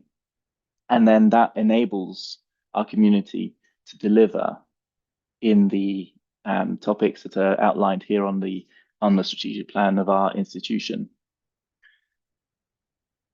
AI is one of the hot topics that we're all talking about, and it's one which enables incredible creativity. It enables existence in parallel worlds that we could barely envisage decades ago. And for us to truly be successful in the era of imagination, for us to truly be successful in rebalancing imagination and knowledge, and possibly placing imagination a little bit higher than knowledge in the way that Albert Einstein did, then we need to be really proactive in going out and engaging with AI. In CUHK Library, 2 years ago, we published internally a CUHK commitment for how is CUHK Library going to embed and implement AI in our library. We laid out 6 commitments. 4 of those are on the screen right now, and the other 2 are on the next slide. We said, first of all, wherever we use AI, we will be transparent about it, and we will say, this is how we're using AI, and make sure our users understand how we're using AI in our services. The second is that we would ensure data privacy. So if we use AI tools, we will ensure that our users' data and our library's data are managed appropriately, and that they're not used for instance, for AI training, unless we explicitly give consent for that. We also said that where AI is implemented, we would be very conscious to not allow that to reinforce existing discrimination. So it's something that we consider actively when we're considering AI use in services, is does this promote inclusivity, or is it liable to perpetuate inequality or unfairness within the system? And really important, fourth aspect is to provide training to our staff, provide training to our users, so that all of our community, the whole CUHK community, is able to engage and use and leverage AI tools effectively. And it's not enough to say you should use AI for these purposes. You have to get in the training that allows users and staff to know what they're doing. So last month, we rolled out a program for library staff where we reached over 150 staff. I think nearly 200 of the CUHK library staff had AI training sessions delivered by the Hong Kong Productivity Council to look at, for instance, creating social media videos and social media posts about the library. And so they had practical use cases where they could train and then see how AI worked. Also, AI for data analysis. And so many of our staff are now trained to be able to use AI in very applied, very practical ways. This is not about theory of using AI, it's about how do I do this using AI? And some of our colleagues found that things that were taking them 3 hours could be done in 20 minutes. So there's a real practical benefit to us to implement this training. The last 2 of our commitments are to ensure that we evaluate the performance of the AI tools that we buy in, because we're conscious it's an investment. We're spending money on tokens, we're spending money on licenses, and we need to make sure that that money is well spent. So our library IT team regularly monitors the effectiveness of the tools that we buy in. And importantly, you remember I mentioned cost was one of the inhibitors for library development. One of the plans is to invest in AI to further enhance our library. And that means that we need to strategically position ourselves so that we are able to release funds where we find that there is a use case. And that has implications for us in terms of our spend profile, how do we allocate our funding? But this is a commitment that we made collectively to invest in AI to allow us to use tools to improve the effectiveness and efficiency of our work. So those are the commitments that we set out 2 years ago. And then in practice, we use AI in a number of ways. So our special collections team use AI for animations. You can see on the bottom of this slide, 2 small examples of how we use AI to animate some of our special collections illustrations and to give a sense of what might it look like if you were looking at the image in real time. We have some more sophisticated videos that, for instance, we have a collection of pith paintings from the 19th century that shows agriculture in southern China or shows punishment in China. And the team developed a video that shows from this one static image the action that would have been undertaken at the time. And that's one way to engage with users, to trigger the imagination I was mentioning earlier. We also use LLMs or small language models for content generation. We're also experimenting with using AI in cataloging, and we just established a new Southern China AI in metadata creation subgroup of the Guangdong, Hong Kong, Macau University Library Alliance to try and collaborate across multiple universities to see how can we accelerate this. And then finally, we are also looking at implementing AI chatbots to help answer frequently asked questions, for instance, about HR or finance within the library, and that colleagues can get faster answers and we can relieve time for our central admin team to spend time on tasks that require more human intelligence to be used than sourcing information from a knowledge bank. I mentioned inclusivity was a really important part of the AI approach that we're adopting. And one of the examples in which we're trying to progress the debates and understanding about AI is through hosting series of talks. So we had a series of talks 18 months ago with international experts in philosophy, in artificial intelligence, and in economics coming to CUHK Library to give talks and to explain the approach that we're adopting, which touched on self-driving cars, touched on machine making by robots, and it touched on alignment of AI-generated decision making with what humans would want to decide. So those are one way in which we, as libraries, we can convene people who are able to address those questions. And we also professionally have a number of working groups. You can see here on AI in Hong Kong. So the JULAC has an AI group, it's the Digital Initiatives Group that's looking into AI matters. I touched on the Gamula group for AI in metadata creation. And we also have a new special interest group on AI for the Pacific Rim Research Libraries Alliance, which is starting to convene later this summer. In terms of training, another illustration of the training we provide to users is a number of workshops that we are rolling out for students and for faculty. We also have an annual CUHK Data Hack event and a data practices opportunity. So we have a large number of events that bring together students. For instance, the CUHK Data Hack this year had about 120 students involved in the exercise.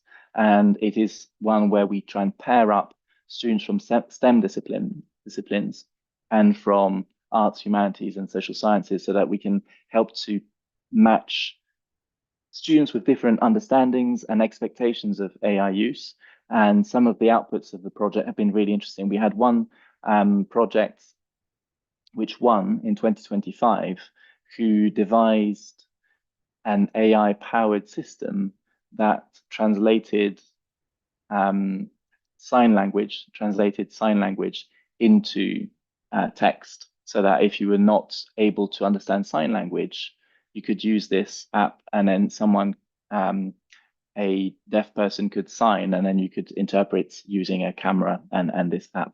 So there are some real useful applications that's being generated from these exercises that we provide in the library. Let me talk about strategy and transformation. I'm conscious of time, so I don't want to overrun too much and make sure we have time for Q&A, but do prompt me if I'm overrunning too much. So in terms of strategy and transformation, libraries' role and libraries' place in university settings needs to evolve in light of the place of the university in society. This is particularly relevant and topical in the UK because the role of universities has been increasingly challenged over the last 15 years as how do they usefully contribute to society. And what I want to draw on is a concept by John Goddard, Ellen Hazel-Corn, and others on the idea of the civic university, on the idea that universities fundamentally serve their communities. And that's the idea of the civic university, is a university that serves its community.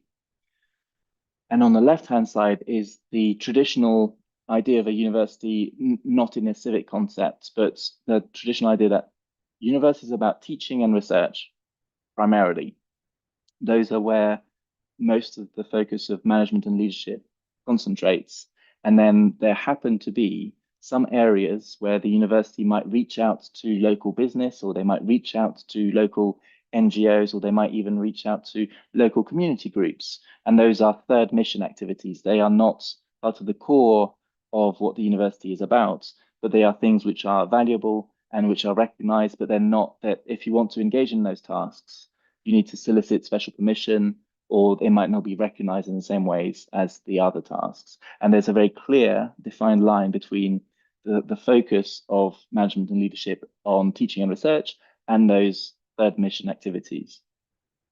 What's the concept is from John Goddard is that you retain those three primary functions of teaching, research, and engagement, but try and draw them much more closely together, and try and make sure that management, whether that's university management or library management, really concentrates on integrating those, and also on making the boundary between those different facets of service softer, so that when staff are engaging in teaching, you encourage them to have maybe an assignment which will help someone outside the university and do something practical. So it might be an educational project. When I was working in UCL, we had some projects which were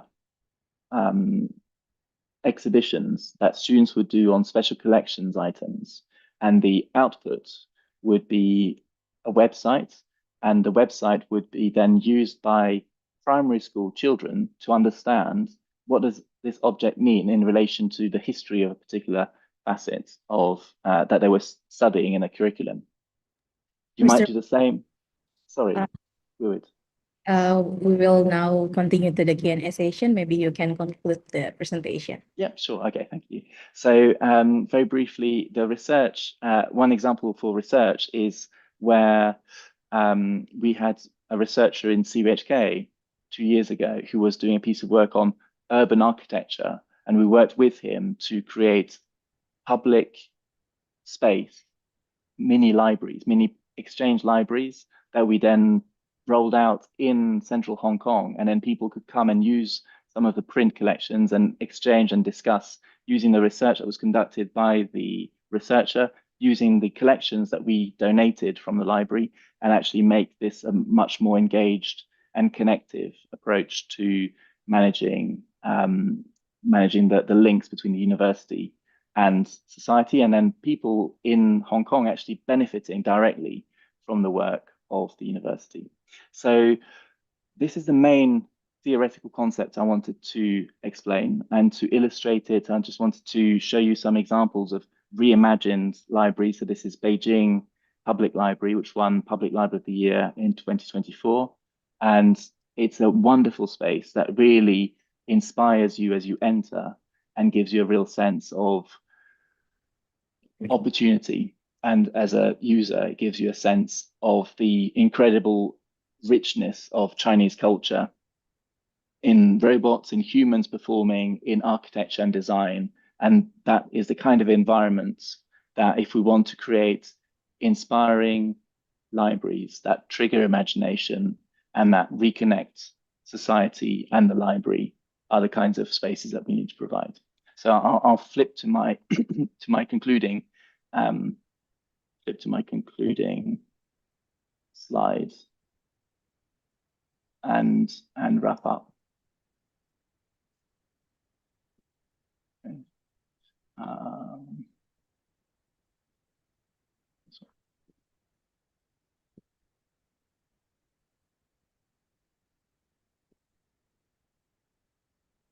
Okay. So to conclude, going back to the seven trends from the IFLA report, we, as a sector, we need to acknowledge the changes to knowledge practices. And so we can't wait for things to happen around us. We need to be active and we need to evolve. AI and technologies are transforming the world around us. How is your library engaging in that change? And then, as trust is being renegotiated, how are you creating an environment where you can welcome users and help them to feel like this is an institution that reflects their needs, that reflects their priorities, and that through that you can foster trust with.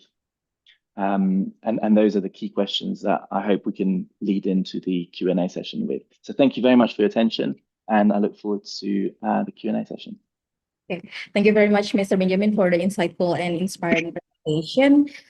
I would like to remind all participants who would like to ask questions are kindly requested to submit them following the instruction in the chat box. We would also like to inform you that the attendance link will be shared after the Q&A session. Once again, participants who wish to ask questions may submit them through the designated channel in the chat box. We will now move on to the Q&A session. The committee will now display the selected question, and I will read each question, and we kindly invite the speaker to respond. So in the screen, there are 3 questions. We will start with the first question, which is from Mr. Andri Mardianto. With the question is, how does the library plan to bridge the skill gap in the digital literacy through collaborative learning or peer mentoring with tech-savvy staff? Okay. We actually have a time constraint. Maybe I read all the 3 questions, and then maybe Mr. Benjamin can respond to all the 3 questions at once. The second question is from Mr. Faisal. The question is, why are library most positioned as AI literacy guides rather than trusted provider of knowledge and metadata for LLM training? And the third question is from Mr. Miyaso. The question is, what practical steps should academic libraries take to ensure AI adoption leads to a sustainable and impactful knowledge ecosystem? So, Mr. Benjamin, please share your thoughts on these questions. Thank you. So I would say very briefly on the first question, both of those are ways that the library is looking to support the skills gap. Collaborative learning, in the sense that we have those sessions I mentioned where students, for instance, in the data hack or the data practice opportunities, can work together. And in those opportunities, in those events, they are also guided and supported by faculty and by library staff who can deliver the training that they need. Peer mentoring with tech-savvy staff, we don't really have a system for peer mentoring as such. We are continuing to train our library staff. So for instance, in the inquiry service, to be able to support students. And next year, one new initiative that we're rolling out is LinkedIn Learning. So we'll have the LinkedIn Learning platform available to students to enable them to learn in their own time, at their own pace, how to use different AI tools and to be able to select the training that they feel they most actively need. The library will be curating some learning pathways around AI for that. On the second question, it's a very good question about why did I position the library in this presentation as an AI literacy guide rather than as an LLM trainer. I would say most of that question, most of the answer is that it would probably, in years to come, we may be more confident in providing knowledge and metadata for large language model training. Today, we are still uncertain about the reliability of the LLM partners that we would work with and the level of trust that we have with them to not exploit the data that we have. So that is one of the reasons that I'm a little bit cautious on that front, but it may be over time that we can start building more positive working partnerships with LLM providers. What we are doing is working, and our next Pacific Rim Research Libraries Alliance webinar on this, coming very soon, we'll touch on this, is exploring the possibility of small language models and of enabling libraries to upload content into small language models so we still control the data and our users can use the power of AI, but without giving it to a cloud-based AI provider and losing control. And the reason for that is to maintain that control, maintain the trustworthiness of the library. On the third one, in terms of practical steps to take for ensuring sustainable adoption and impact in your institution, the first step is to go to your library community, your staff and your stakeholders, and say, we want to start using AI for these purposes, and then find a set of shared principles or approaches that are relevant to you.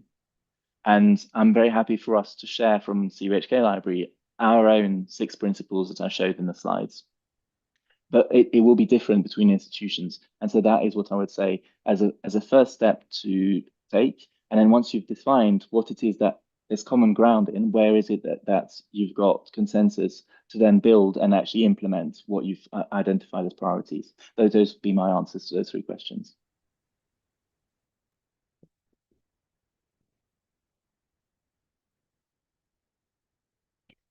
That's it. Okay. Thank you so much for Mr. Benjamin for addressing the participants' questions.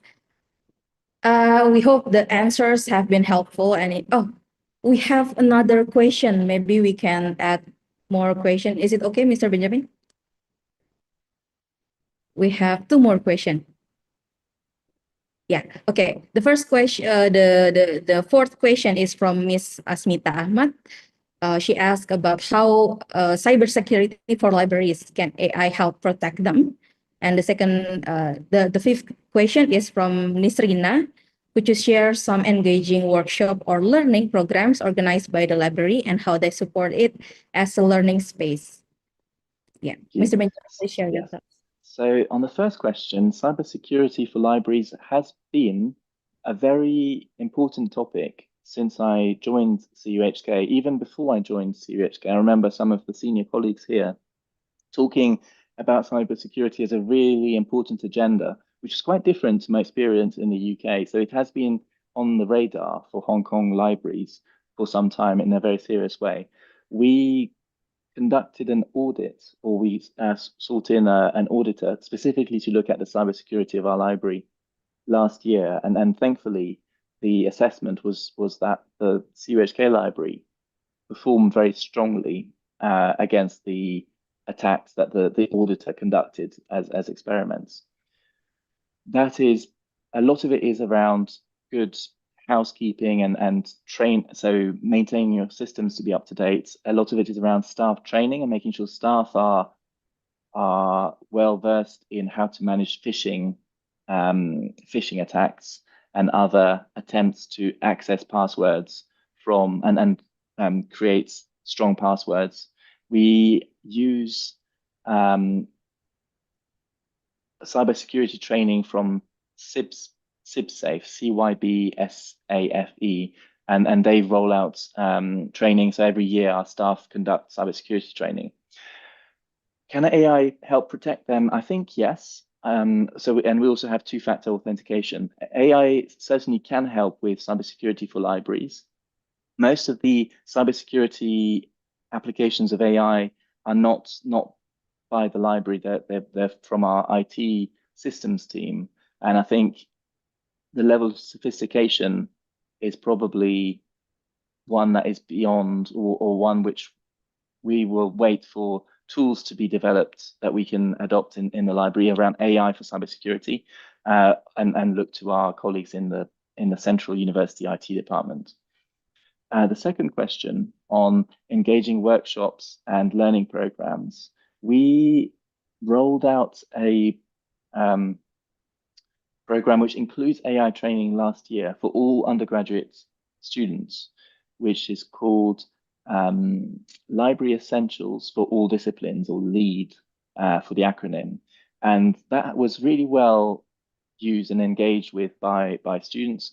We're migrating it onto the LinkedIn Learning platform for this coming year.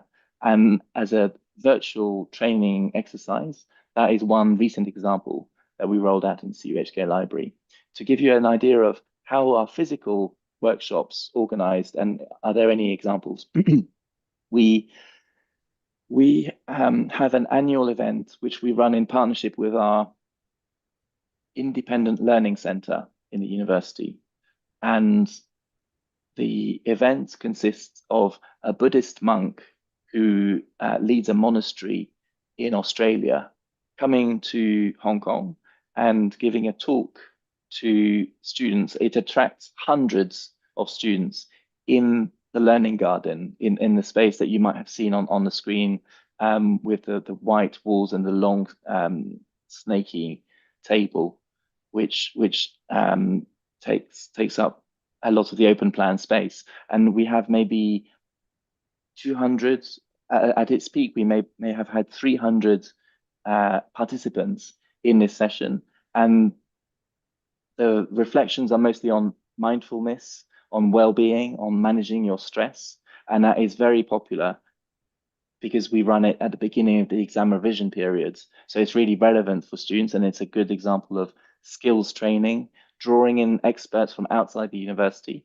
and then providing lifelong skills to students that are relevant to them today because they need to manage their stress going into exams, and will be relevant to them in 20 years' time because they will have stress in their life.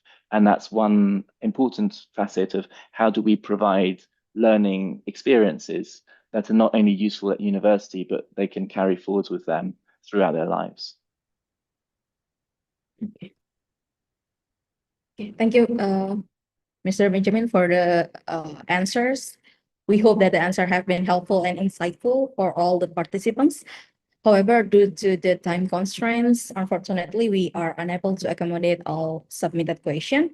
Before proceeding to the next agenda, we would like to invite our speaker to share a brief closing statement. Please, Mr. Benjamin. So as a closing statement, I would reiterate my thanks to University Indonesia for inviting me to speak, and to say really a call for all the participants to use really my talk as a call to action to reflect on how to move from a library that is perceived as a static spaces, and to think of it as a living organism in a way that S.R. Ranganathan called on the libraries to be in the principles. And as part of that living organism, to think about how can we spark the imagination of our users and our staff to create long-lasting learning experiences, and opportunities for research connections. Okay, thank you so much for sharing your valuable insights today. Let us show our appreciation by giving a round of applause through the Zoom reaction features. Please give your best reaction. Okay. Thank you for Mr. Benjamin. We will now proceed to the presentation of Certificate of Appreciation for our speaker and moderator in recognition to their contribution to this program. So, Ms. Lulu, may we kindly invite you to present the certificates. The floor is yours, Ms. Lulu. Okay, thank you, Mr. Benjamin. It is with great honor that we present this certificate of appreciation to Mr. Benjamin Munir. Thank you very much again in recognition of your valuability contribution as a distinguished speaker at our international webinar. Your willingness to share your expertise, research insight, and professional experience has significantly enriched this event and provided meaningful learning opportunity for all participants. On behalf of UI Library, we extend our deepest appreciation and gratitude for your time, commitment, and support. Thank you for your inspiring presentation and for being part of this important academic event. Please accept this certificate as a symbol of our sincere appreciation. Thank you very much, Mr. Ben. See you. Okay, thank you.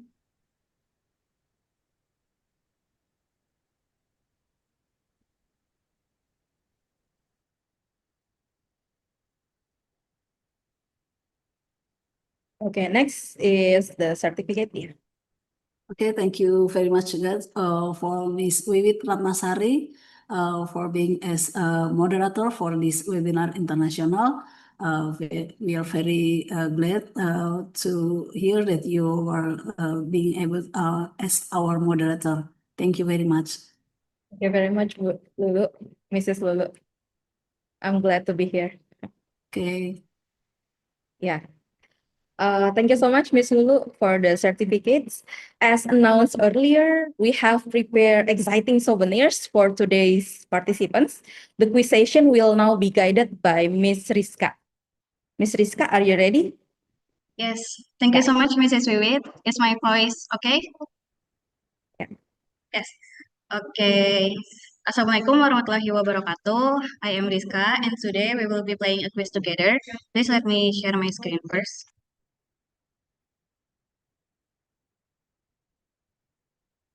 Okay, is my screen already available? Okay, everyone, to join this quiz, please enter link joinmyquiz.com with the code 607929. Please enter your full name so we can confirm your information later if you are the quiz winners. There will be 2 quiz winners that will be picked today and that will get a great souvenir from UI Library. You can join the quiz right now. Okay, we already have some participants joining the quiz. Let's wait for around 2 to 3 minutes.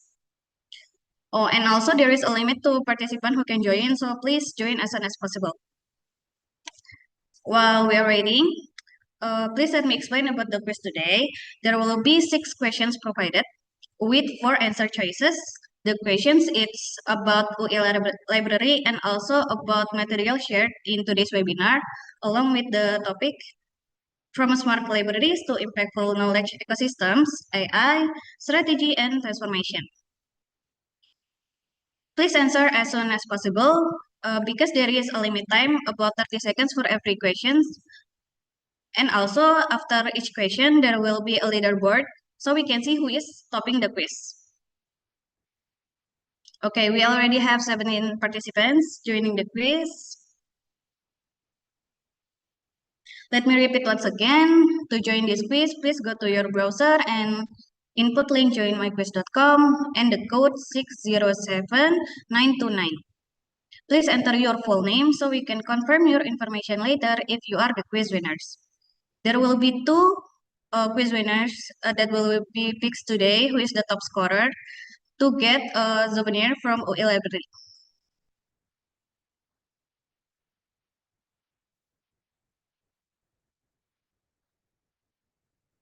Okay, we already have 27 participants. Let's wait for another 60 seconds.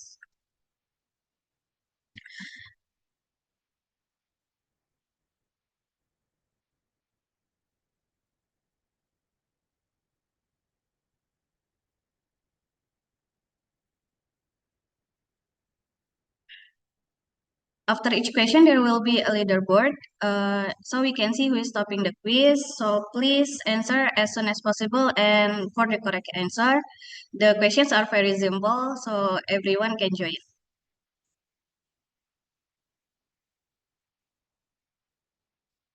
Okay, there are 36 people. 37? Can we get to 40 maybe before we begin?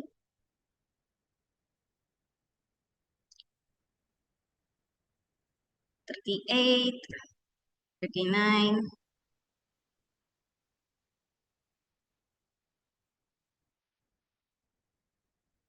Okay, maybe there are 39. Okay, 40 participants. Okay, let's begin now.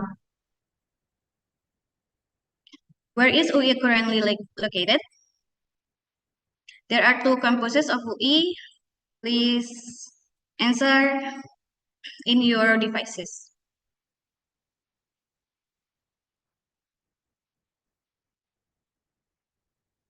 Another 15 seconds. There is a limit time for each question, so please answer as soon as possible. 3, 2, 1. Okay. Next. There is Fiona Alifa as the highest scorer for now. Let's go to the next question. When is UI Libraries operating days?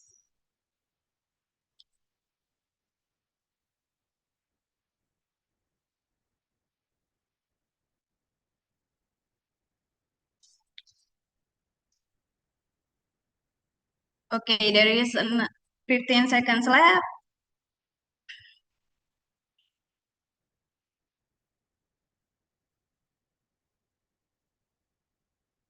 3, 2, 1.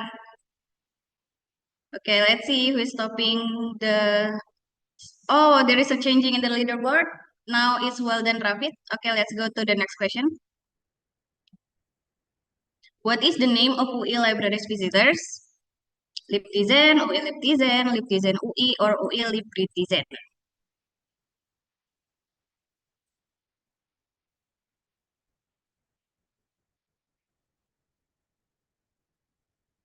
Okay, 15 seconds left.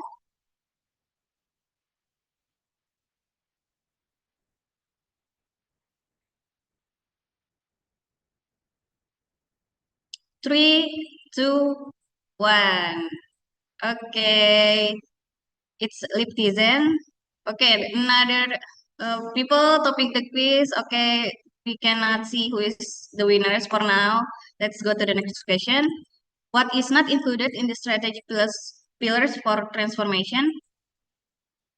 User-centric services, data governance and interoperability, AI-driven workflows, and limited networking. Nah, the last 15 seconds, 10 seconds.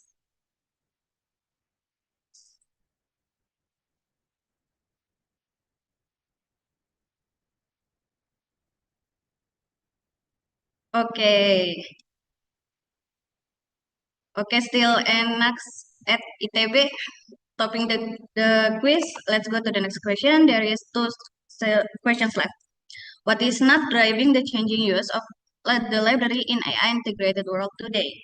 Service convergence, ICTs and digital, marketing, or cost? What is not driving the changing? 15 seconds left.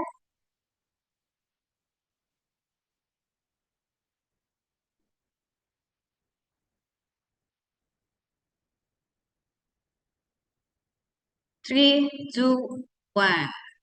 Okay. It's the coast. Okay. Oh, there is a changing in the letter word again. Okay, let's see the last question. What university does Mr. Benjamin Munir, our speaker, currently work as university librarian? CUHK, HKU, HKUST, or CTUHK?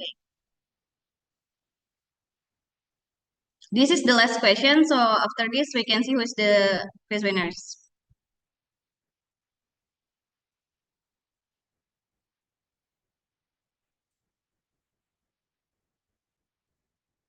Three, two, one. Okay, it's the CUHK. Thank you so much. Okay, let's end this assessment. Okay, congratulations to yes, Faisal and Faisal has. So we are sorry we can only pick 2 quiz winners today. And congratulations to the quiz winners. For the winners, please contact the event PIC. The number will be provided in the chat box. And also thank you so much for everyone who participating in this quiz. I hope you have some fun. And let's get back to Mrs. Wiwit. Thank you so much. Wassalamualaikum warahmatullahi wabarakatuh. Waalaikumsalam warahmatullahi wabarakatuh. Yeah, thank you so much, Miss Rizka. We hope everyone enjoyed the quiz session. Congratulations to all quiz winners. Here's the list of winners that are presented in the slides for 2 winners of today's quiz. In addition to the quiz winners, we select one selected participants who asked question will also receive souvenirs. Winners may contact the event PIC, Miss Eka. The phone number will be provided in the chat box. Please provide your name, your phone number, and address for prize delivery purpose. We would also like to remind all participants to complete the attendance form using the link provided in the chat box. Please note that you will be required to upload a photo or screenshot as proof of attendance. The attendance form will remain open until 3 p.m. this afternoon, Western Indonesian time. Attendance data will be used for the distribution of e-certificates via email. Also, please ensure that all information entered is accurate. And the presentation materials can be accessed through the link shared in the chat box. And the webinar recording will be available on the Universitas Indonesia Library YouTube channel. Okay, everyone. We have now reached the final part of today's webinar. Allow me to briefly summarize a few key points discussed today. So in today's session, Mr. Benjamin highlight the future of libraries, which is not just about becoming a smarter through technology, but about becoming more impactful as knowledge ecosystem. As AI transform how knowledge is created, accessed, and shared, libraries have a critical role in maintaining trust, strengthening digital literacy, supporting ethical information use, and fostering meaningful community connections. Also, Mr. Benjamin highlights the digital transformation, and AI now have expanded access to information while creating new challenge related to misinformation, cybersecurity, and ethical information use. We as libraries must adapt to an increasingly complex digital and AI-driven environment by safeguarding information integrity, maintaining public trust, promoting knowledge diversity, protecting privacy, strengthening cybersecurity, and supporting lifelong digital literacy. Libraries must evolve to safeguard digital information, support digital literacy, and ensure resilient and trustworthy in information service. Lastly, libraries should not view change as a reaction to external demands. Instead, they must proactively drive innovation, build new capabilities, and securing strategic investment to remain relevant in a rapidly evolving digital environment. Thank you once again, Mr. Benjamin, for helping us envision how libraries can transform from smart libraries into impactful knowledge ecosystem in the AI era. We will now proceed with the closing group photo session. for the closing group photo session will be coordinated by Mr. Suwiryo. Mr. Suwiryo, please take over. Ready? 1, 2, 3. Okay. Again. Next.